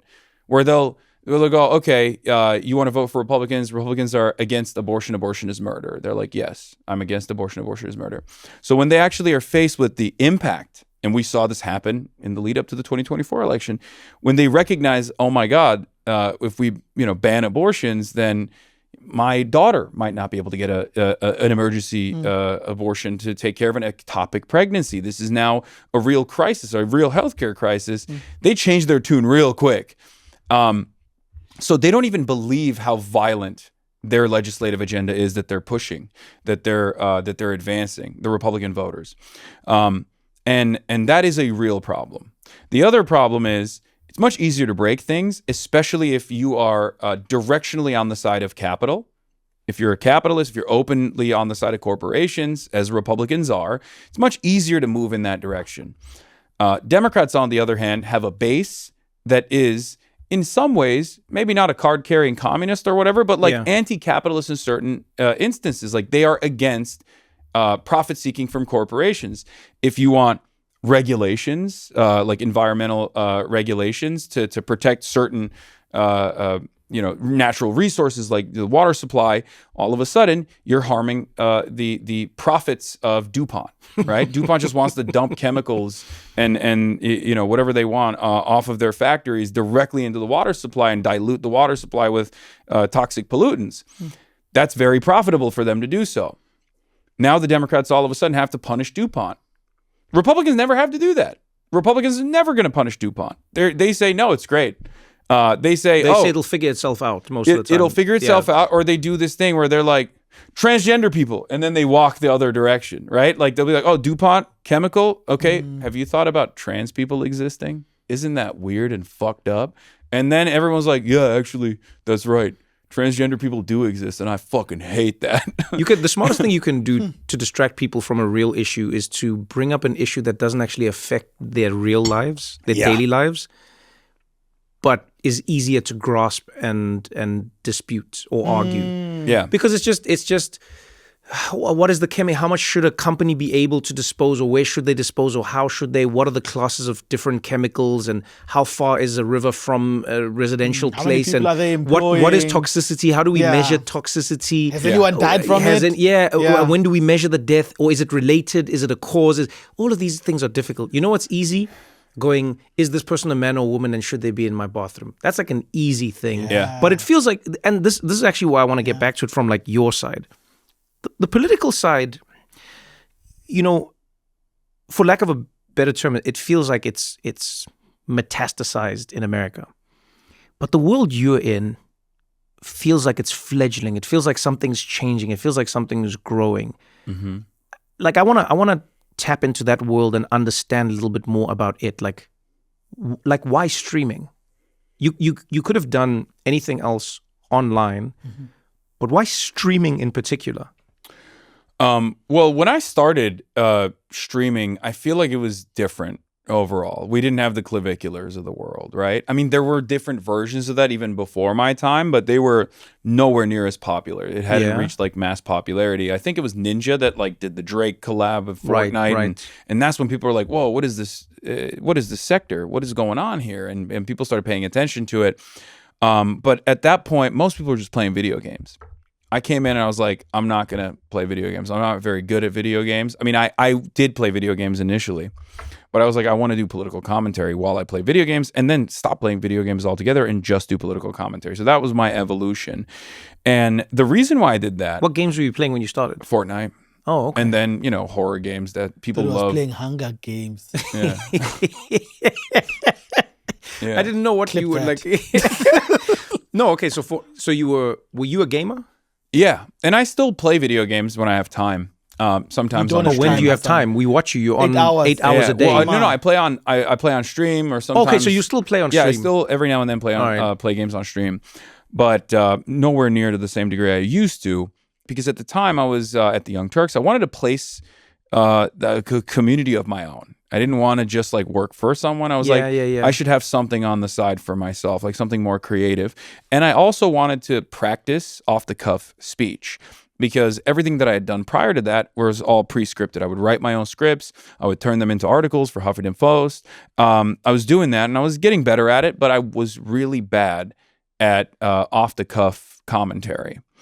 And I guess, it's been 8 years now. It probably worked, as I never seemed to shut the fuck up. Weren't you worried about like making mistakes? Weren't you worried, or do you embrace that in the, because it's live, it's happening in the moment? Yeah, no, it was definitely harrowing at first. It was definitely terrifying. Like pulling up a stat, for instance. If you're wrong, you go 40% of, and it's like, it was actually 20%, and it's not that, and it was actually people under the age of 50, not people under the age of 15, and people, you know what I mean? Mm-hmm. Yeah, that happens from time to time, but it's okay. I mean, I'm a human being, and when that does happen, I correct it. Usually chat is also very on it, where they'll be like, you got the stat wrong. So there is definitely that, but I have completely dropped that fear. You can't have that fear if you're going to be a live broadcaster, a Twitch streamer. And when you're doing this, how do you strike the balance between inflaming tensions and inspiring and mobilizing people? I mean, you got to do a bit of both. I think that's a real problem with the Democratic Party, is that they don't identify enemies. They try to get along with everybody else in their commentary. And I think it's good to just say, like, no, billionaires are bad. Sometimes they could be all right. Like Steyer is probably one of the better candidates in the California governor's race, but Democrats are too afraid to identify who is actually creating problems in society that many workers can feel. So then do you think things are as bad as they are in America because the Republicans govern the way they govern, or do you think it's gotten that way because Democrats are so feckless that Republicans can govern? I don't even think it's the duopoly. I think the duopoly is a normal part of the process. I'm a socialist. I think it's capitalism. I think that is the You think that's the fundamental issue? 100%. Yeah. I think that, at its root, we have two liberal parties. Yeah. One is actually now turning into an illiberal party. One is turning into a fascist party. As fascism rose 100 years ago when liberalism was failing, right? Liberalism is in crisis. Liberal capitalist democracy is not working for a lot of people, and they're looking for alternatives. And reactionaries are taking advantage of that crisis by reasserting dominance and control in the same exact way that Adolf Hitler did, same exact way that Mussolini did when fascism was first being implemented in Europe as this revolutionary movement that would counter the nefarious forces of socialism, communism, and trade unionism, because that, if left to their own devices, if they were successful, would truly disrupt the hierarchy of capital. And that's why these fascist movements were able to go to small businesses, petite bourgeois, and also big businesses, and these industrialist, capitalists, and gain a lot of allegiances from these groups. And they were able to get liberals to concede as well. And that's how they reasserted dominance. So I hear what you're saying, but I think some people might hear that and go, so are you saying that we then go to communism? And I don't think that's what you're saying if I hear you correctly. I mean, I say I'm not a communist, but people call me that, and I don't have any problems with communism. I think it's a decent endpoint. A classless, moneyless, borderless society. It's Star Trek universe. Whenever I say that, people go, "How could he even mention this?" But I feel like if you think about it, I don't think that's a bad way to live. If it was implemented, so this is where I struggle with it. As I go, we oftentimes will judge a system based on the examples that we have of it, even if those examples are not accurate. Does that make sense? There's been many attempts, and a lot of that has led to failure for a multitude of different reasons. There's mismanagement. Sabotage being one of the biggest. Sometimes we have to we always have to acknowledge the interference. Yeah, because when people will talk about capitalism, they will always espouse its A students. Oh, but look at this and look at this, and that is correct. But when people will talk about socialism, communism maybe more is a harder one, because I have yet to see an example of communism that wasn't interfered with or sabotaged. So I don't know personally. Well, but even in spite of that sabotage, there is one successful example or a couple successful examples of countries that are run by communist parties. Yeah. It's obviously not at its end stage or anything like that, but China is run by a communist party. Vietnam, Cuba, also run by a communist party. Now, obviously, there's varying degrees of successes here and varying degrees of failure. Successes in comparison to their starting point, right, or in their heyday, right? Like the Cuban Revolution was unbelievably successful, and that's precisely the reason why the American government sought to punish them endlessly.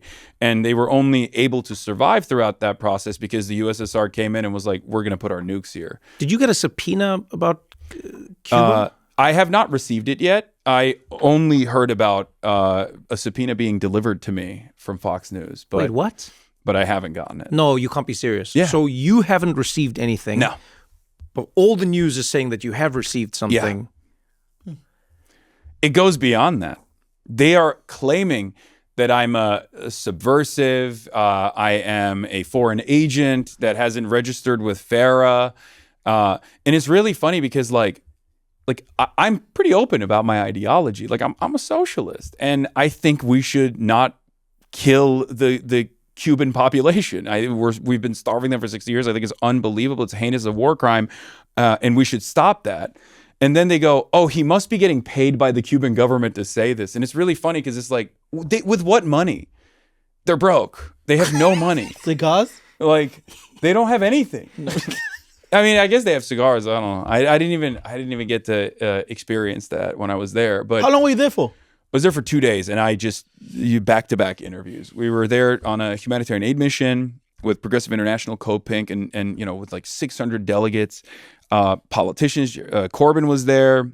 numerous other people, and journalists as well. And I got a journalism visa on top of the humanitarian aid mission that we were accomplishing.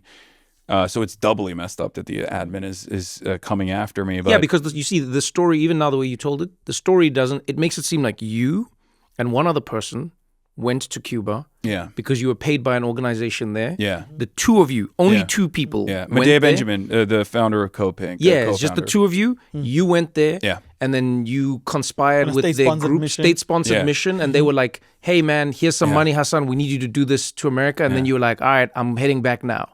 Remember when earlier we were talking about how they were like, oh, have you ever communicated with like a member of Hamas? Yeah. Or anything like that? So Cuba's technically considered a state sponsor of terror. But of course I've communicated with members of the Cuban government. I interviewed them on camera. Carlos Cosio is literally the vice foreign minister, and I interviewed him for my documentary. So it's not only not illegal, but it's been out there for months. So they're like, oh, but what if we decided that was illegal? You know, a lot of this conversation revolves around people's stupidity and people's lack of understanding of how things work. Where they'll describe, this is something I talk about with conservatives all the time. They describe something as though it's nefarious. They do this all the time. They rely on people's lack of understanding of complex subjects or even sometimes simple subjects.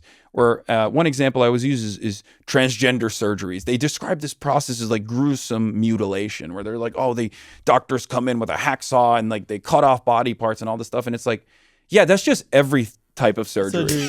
You're just describing, like, can you imagine if you were like, well, open heart surgery, they come in with a hammer and a pick and they open up your chest. Oh, and they have like the jaws of life. They like rip your rib cage apart. Open. They split you in two and they cut you up. Imagine if you were like, I hate open heart surgery because it scares me.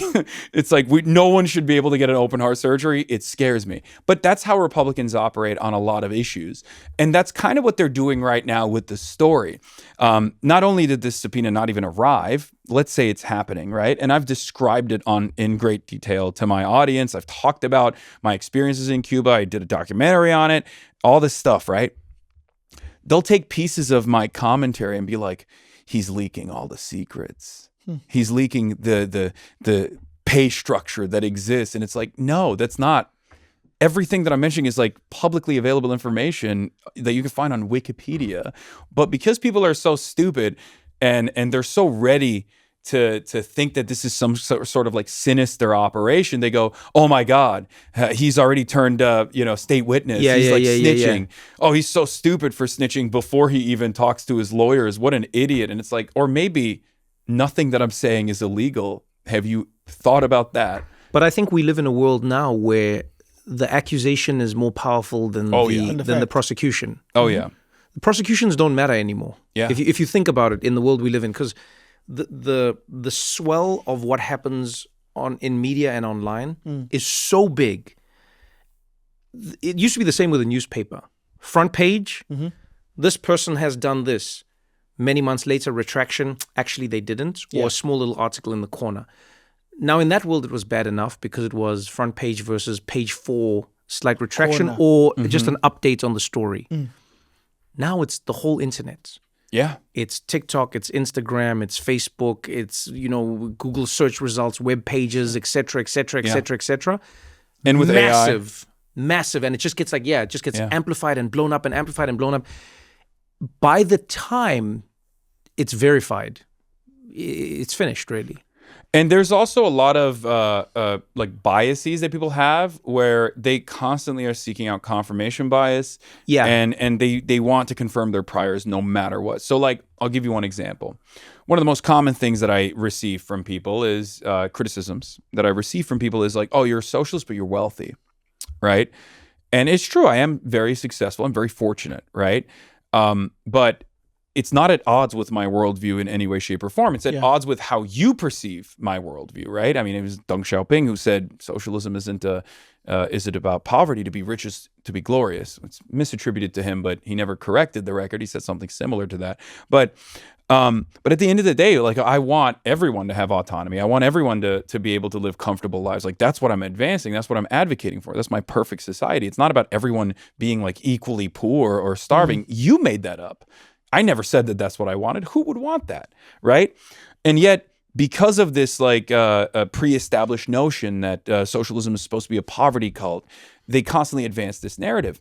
And in order to make this narrative stick, they'll be like, oh, he's a nepotism recipient, which is true. I am a nepotism recipient. I worked for my uncle's YouTube show.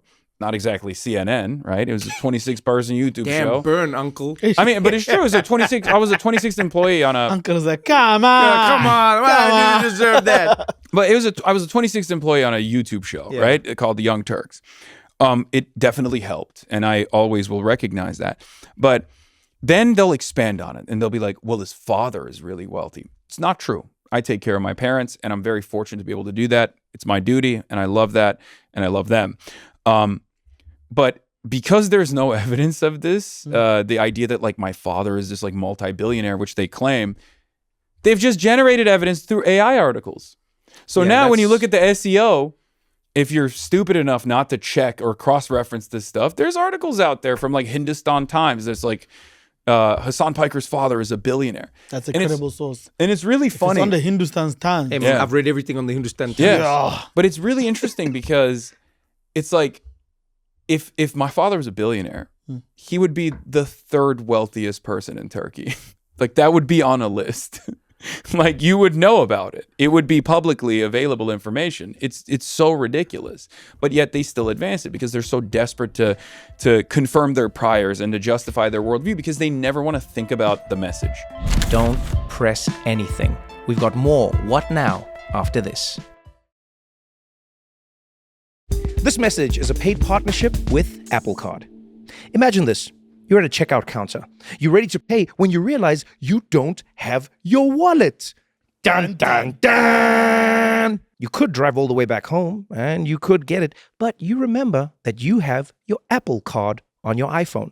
So you can tap to pay with Apple Pay. Imagine that. No need to carry a wallet. But you know, one of the things I do like about having my card on my phone is we live in a world where you lose your card and then you don't know where it is. And then you're like, what do I do? Well, if your phone is connected to your card and your card is connected to your phone, you know what's going on. The best thing about having the Apple Card connected to your phone is you know what every transaction is. You know, like sometimes you're like, what did I spend this month? The Apple Card will show you. One month, I had spent an obscene amount of money ordering videos online. Just videos. They were just videos. What kind of videos? That's not the point. Sure. The point is, I knew that I didn't want to order those videos anymore because I'd spent too much money on it. It was videos on how to not spend money online. I felt like I'd been duped. Point is, Apple showed me what I was spending my money on, and I was able to change my spending habits, and you can do it too. I earn up to 3% daily cash back on every purchase with my Apple Card. That's unlimited daily cash back no matter where I shop. What a refreshing change of pace. Apply for Apple Card in the Wallet app on your iPhone. Subject to credit approval, Apple Card issued by Goldman Sachs Bank USA, Salt Lake City branch. Terms and more at applecard.com.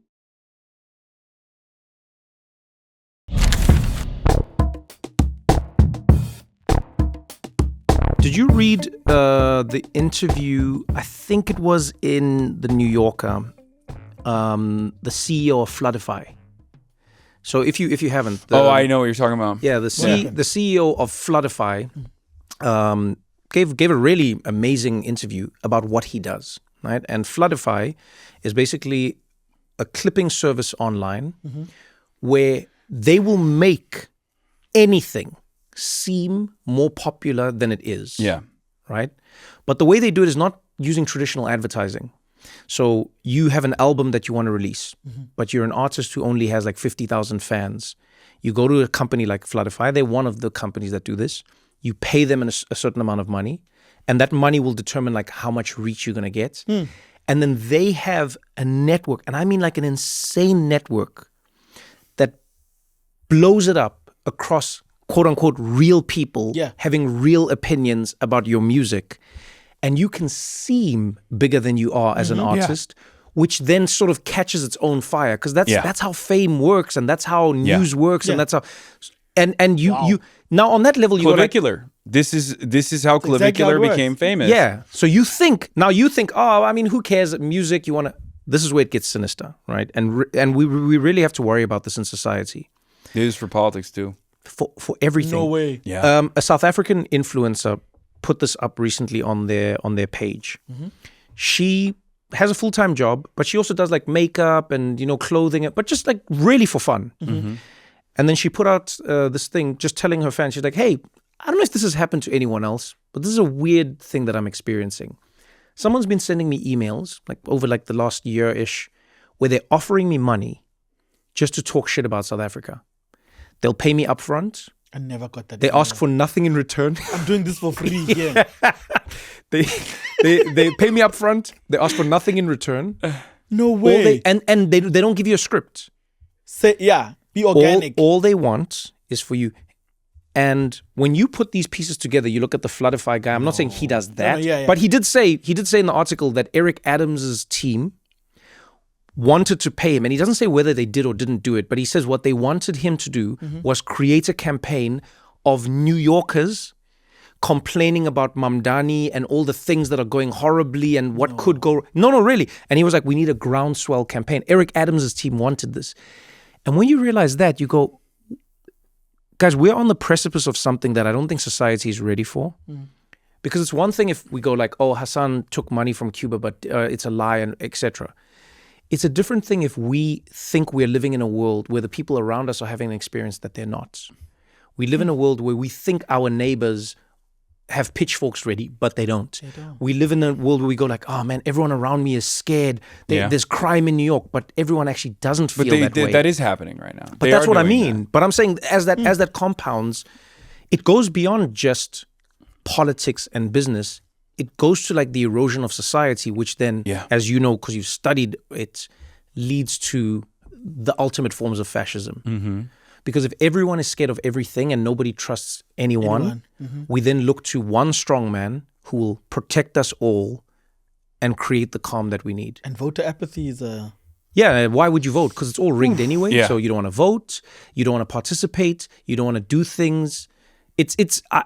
And you want to punish people. You want to punish people that you've been taught are responsible for the pain that you're experiencing. And that's why I say it's important to also identify the systems of oppression rather than to let it dangle as though there is nothing wrong at all, or even sometimes identify certain things that are wrong, but never talk about who's responsible for it, because that leaves an opportunity for the Republicans to go back and recenter that anger and refocus that frustration at vulnerable populations, transgender people, immigrants, some of the people that have no defense in American society at all, some of the people that are just contributing to the American working class in very meaningful ways in our productive output, and not even getting anything in return for it. And yet we have designed society in a way where like that's who's responsible for all of the angst, for all the suffering that you're going through. And it's certainly not the billionaires. It's certainly not the mega corporations.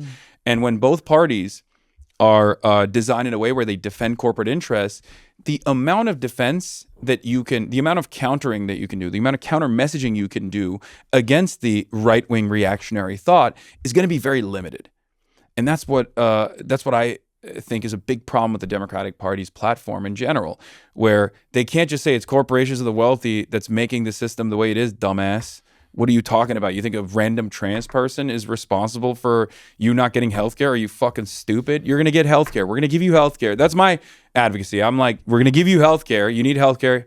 We're going to build a house for you. You need a house. You're racist? Okay, you can't be racist any longer. We're not going to deny you healthcare or a roof over your head because you're racist, but you got to vote for the not racist party who will give you those things.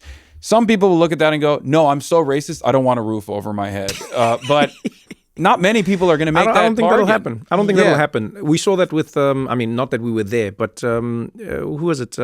Chairman Fred Hampton, right? Black Panther Party, where he went, let's go to these white people who are racist, and they were like fully racist. And he said, you're poor. We're poor. Ask yourself a question.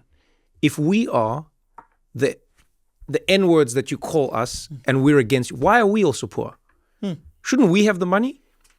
And why are you poor? So if we're poor and you're poor, somebody's tricking both of us. So he's like, I'm going to work together. We're going to get you food. We're going to try and eat food as well. And then let's figure this thing out. And then shortly after that, he was dead. Yeah, they fucking murdered him in his sleep. Yeah, because it is the upending of that thing. There's so much money in it, man. Yeah. And this is again a Marxist-Leninist, by the way. This is where it's important to throw an addendum in, by the way. they make it seem like you're saying no one should earn money, no one should do well, No one should prosper. no one should prosper. You're like, no. What we're saying is, in a system where money is like water, the water should flow, right? And in the same way, countries that share major rivers have to have an agreement that the water cannot be stopped by any one country. Yes, yeah. They have to have agreements on that. You know that, right?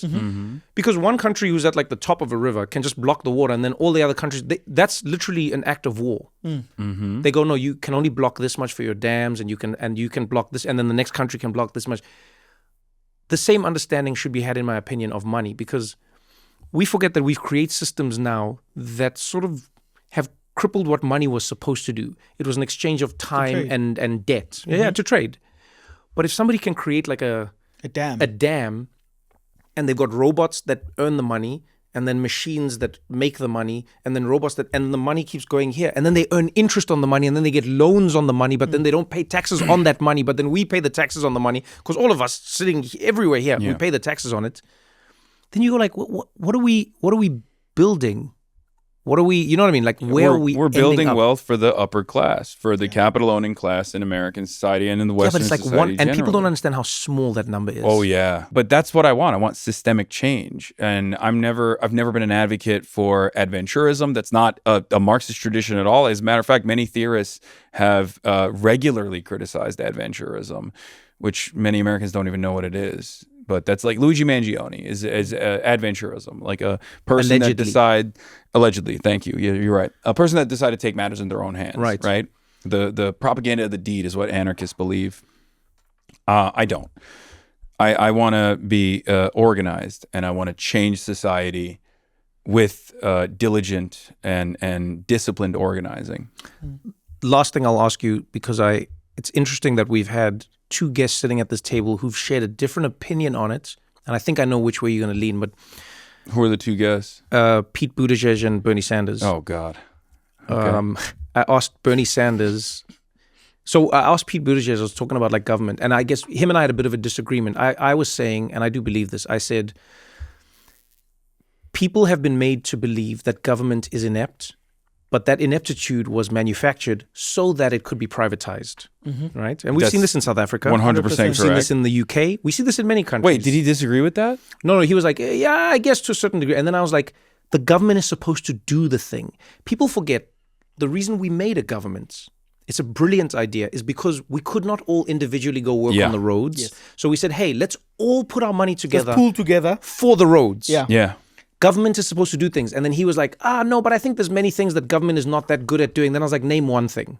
What did he say? Yeah, he said a few, and I disagreed, honestly. I was like, I don't think the government's bad at that. I think the government can run a great airline. Yeah. I think the government can run a great railway service. They do. I think the government can run a great healthcare service. I think the government can run great education. You know why I say this? Because it did at some point. Yeah. And it still does. People forget that and it still does. In most other places, we just don't think about it. You know how many people who fight against public education now were publicly educated? Yeah. Yeah. They're going to say public education doesn't work. But the smarts that they're using to argue against come from public education. Yeah. They're the people who say, oh no, the government... Yeah, but the house that your parents bought came from a fund that the government made possible for you. The school that you went to was made possible by the government. The park. So this was my... I am vehemently opposed to that argument because I think it's a trick. I think the trick is you first make a government inept so that people believe it cannot do anything. Then you make that government sell off its parts to private companies and billionaires. You're describing neoliberalism that took shape in America under Ronald Reagan and also Margaret Thatcher. And then when they have all of it, they then now decide how the thing works. Yep. They charge you as much as they want for electricity. Yep. And the tail wags the What dog. are you going to do? Who can live without electricity? The price has to go up. What are we supposed to do? The tail wags the dog. So that was that side of it. There's inelastic demand for healthcare. That's why it has to be run by the government in some way, shape, or form. It has to be controlled by the government at the very least, if it's not entirely funded and facilitated by the government, like the nationalized healthcare system in the UK. And at which point, you see this in the UK right now. They try to cripple the funding to the NHS over and over again. They implement austerity. So it's worse off overall. And then people are silly enough to advocate for a privatized version of that. And that's what the Reform Party is doing right now. The Reform Party wants to implement austerity on NHS. They won't say it out loud. And they want to privatize it. But why do people vote for the Reform Party? They vote for the Reform Party because they think that immigrants are responsible for all of the issues that they're experiencing in the UK. But it's easy. You know why it's easy to do that, though? I have a lot of sympathy for anyone who experiences that, and I'll tell you why. I see this in South Africa. I've seen it in the UK. Places I've traveled to and places I've lived in. You're like, immigrants are bad. No, people. You know what? No. People forget this, right? People forget that your ability to see or not see an immigrant changes dramatically with your standard of living and how things are going. Mm-hmm. I think people really take that for granted. Yeah. When you're doing well, when your economy is doing well, when things around you are doing well, you'll be shocked at how you don't notice immigrants. They're sort of silently existing in your world because things are going well, because you don't see them. You don't notice the guy at the corner shop has an accent in that way when you've got enough money and the prices are affordable and your wages have kept up. Yeah. You don't notice the immigrant in the hospital bed next to you when you're also getting care. You don't notice. But a system that is failing its people is inevitably going to have its people notice the people who are not, quote unquote, its people. Because they're like, wait, I don't understand. You're saying we don't even have enough for us. Yeah. Then why do we have enough for them? And I think of it genuinely through like the most personal lens. When we had food in my house, and my mom was always like, please go give those street kids this food. Give that homeless guy this, give that. She did that her whole life. She still does that, right? I remember in my life when we were doing well in the house, like when we had a full fridge, I never noticed it. I would run over giddy to that guy and I'd give him bread and stew and some money. I didn't notice it. It's when my mom opened her purse when it was empty, took out her last 10 Rand note and said, go give it to that guy. And I was like, this woman has lost her goddamn mind. Genuinely. Yeah. I mean, I still think she's amazing for like doing that. But I won't lie to you, as a kid, I was like, nah, lady. I was like, that guy there, he should not be getting our money in any way, shape, but we have nothing. Yeah. And then she was like, no, you think we have nothing. We don't have nothing yet. He has nothing. We're just doing badly right now. But the feeling I had towards that person, I can directly correlate to the purse's, the purse situation in my house. And so I go, it is inevitable that these people will. I don't even think they're silly, to be honest. I think they're human. I'll be honest with you. Yeah. I don't see how you could not hate immigrants when someone is crippling a system around But them. it's I think you described it very well. Depending on which side of the spectrum socially you are, you describe an immigrant differently. If you're doing well, you have a foreign friend. If you're not doing too good and it feels like the system is failing you and benefiting them, then you see foreigners. Completely. Right? Yeah. Completely. But there's also like wealthy racists out there who are, I think, advancing this propaganda and specifically directing the attention back to immigrants, either because naturally people start being more tribalistic in times 100%. Of economic struggle, or because they're being propagandized. They also don't want to look at them. Yeah, exactly. Because no one wants the attention to be directed at them. So they go, oh, it's the woke feminism, or it's the transgenders, or it's the immigrants that are responsible for it. It's the black people that are responsible for it in America during Reconstruction. Because any kind of solidarity that focuses on people's class interests remind people that 99% of the public is a part of one class and only 1% of the public is a part of another class. And most people are just working for that 1%. The overwhelming majority are. And that's a terrifying prospect for the capitalist because as I like to say at these rallies I go to, they got the money, but we got the people. And that is something that they want to squash before it becomes a big problem. And that's how I found myself the recipient of allegedly a subpoena that I haven't received yet, that Fox News says I have. And now there's like this additional cycle of misinformation coming out where they're like, he's terrified. he's actually shook. Like the New York Post and Fox News are writing articles about how I'm like terrified. How much attention do you pay to that stuff, by the way?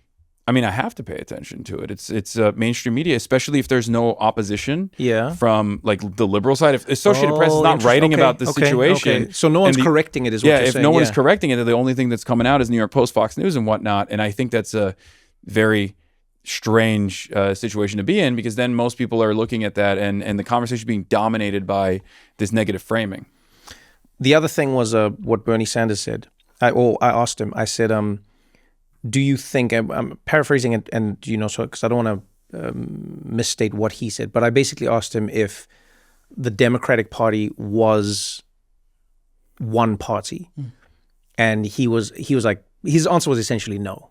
Yeah, he was like, the thing that I'm doing, do it in his accent, is not. I can't do Bernie. Well. I'll try. I wish I'll keep practicing. I'll try. He doesn't talk to Bernie. I'll try. He only talks to Donald Trump. That's why he's so good at Donald Trump. That's how he said. He said no. That's how he said it. He was like, no, Trevor, and I'll tell you why. No. Not bad. Yeah, it's not bad. But Bernie's like, he's got a very specific thing. No, and I'll tell you why. Let me tell you why. Yeah. He always does. Let me tell you why. Right? No. But he was like, no. Mm-hmm. From your position, I assume you'd have the same point of view. But I wonder what you think the remedy to that is, right? Because the Democratic Party for a long time in America was a coalition of people, and it feels like that coalition is slowly coming unraveled. Yeah. Right? So what do you see as a remedy, if there is a remedy?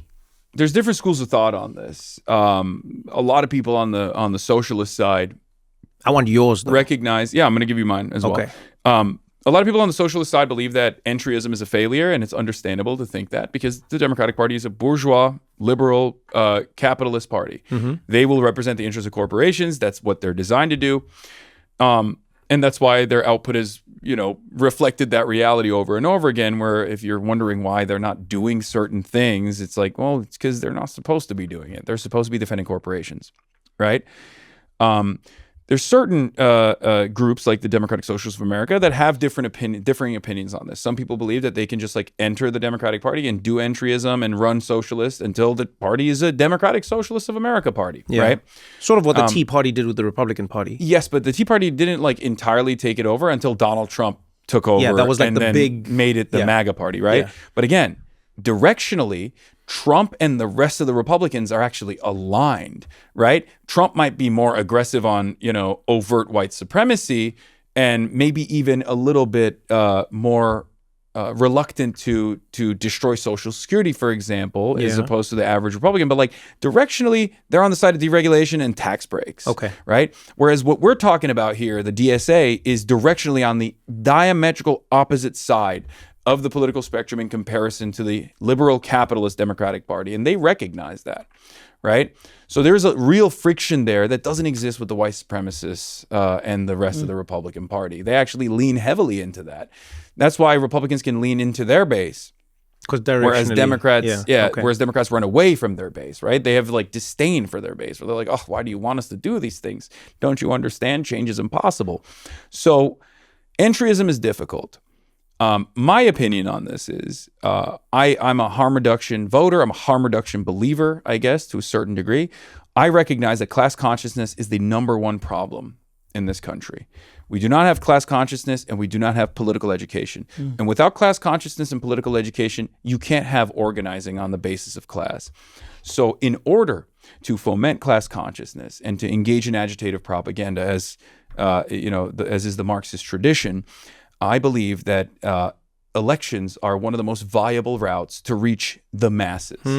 Okay. Because I think a lot of people, no matter how radical they present themselves as, or no matter how critical they are of Bernie Sanders, a lot of people self-identified as socialists in that insurgent campaign in 2016 when Bernie ran against Hillary Rodham Clinton. That juxtaposition of a left populist force, an anti-establishment force who was unbowed and said that they were a socialist and weren't afraid of the moniker, going up against an establishment, like an establishment figurehead like Hillary Rodham Clinton, made a lot of people self-identify as socialists. It made a lot of people go, wait a minute, I agree with that guy. Yeah. Right? I agree with that guy. I didn't know that this designation existed. Yeah. Or I was so negatively propagandized against what I thought socialism was, but it turns out it's this, old curmudgeon, right? And who is fighting for me, who has been fighting for me for 800 years at this point. So that's why I believe that, and I've seen this in the data as well. Like whenever you got an AOC style figure or Zohran Mamdani, the DSA rises, the DSA's ranks explode. Right? There's so many new paid members, or paying members, that join the organization.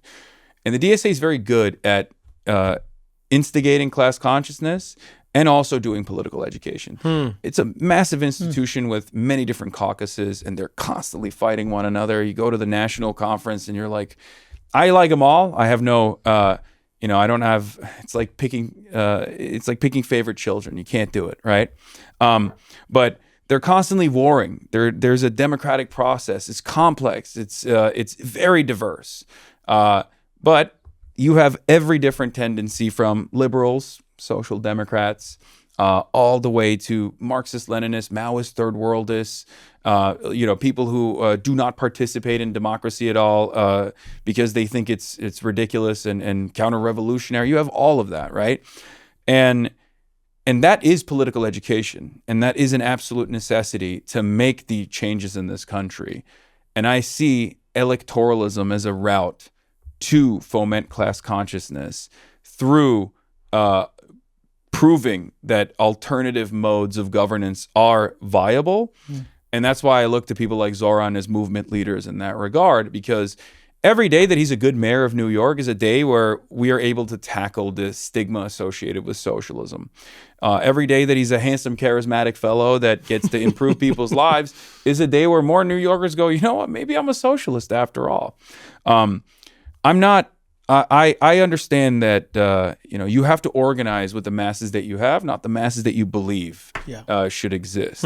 And many people in the United States of America are self-identifying as liberals. That's mass politics. That's what the social base, that's where the social base is at. They self-identify as liberals because they don't really understand what that means. If you were to pick apart their worldview and offer them a little bit of political education, you might find that they're actually not liberals at all. Maybe they're socialists. Maybe they're Marxists. Maybe they're, they have a different ideological tendency than liberalism, which is basically just the monoculture that we've taken for granted.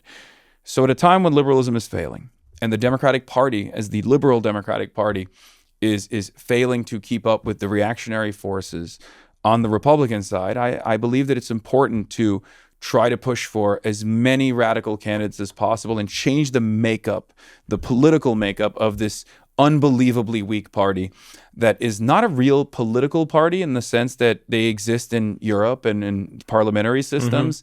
There's no paid membership structure, like paying membership structure, but a party that simply is a holdover for a litany of different corporate interests and maybe some advocacy groups on the side if you want to throw them a bone every now and then because you need door knockers.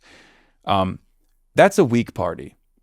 That's a party that you can seize. That's a party that you can take advantage of.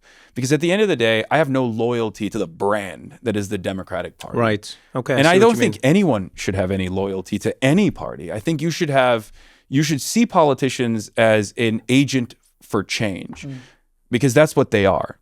Are they making those changes for their corporate benefactors, or are they making those changes for you?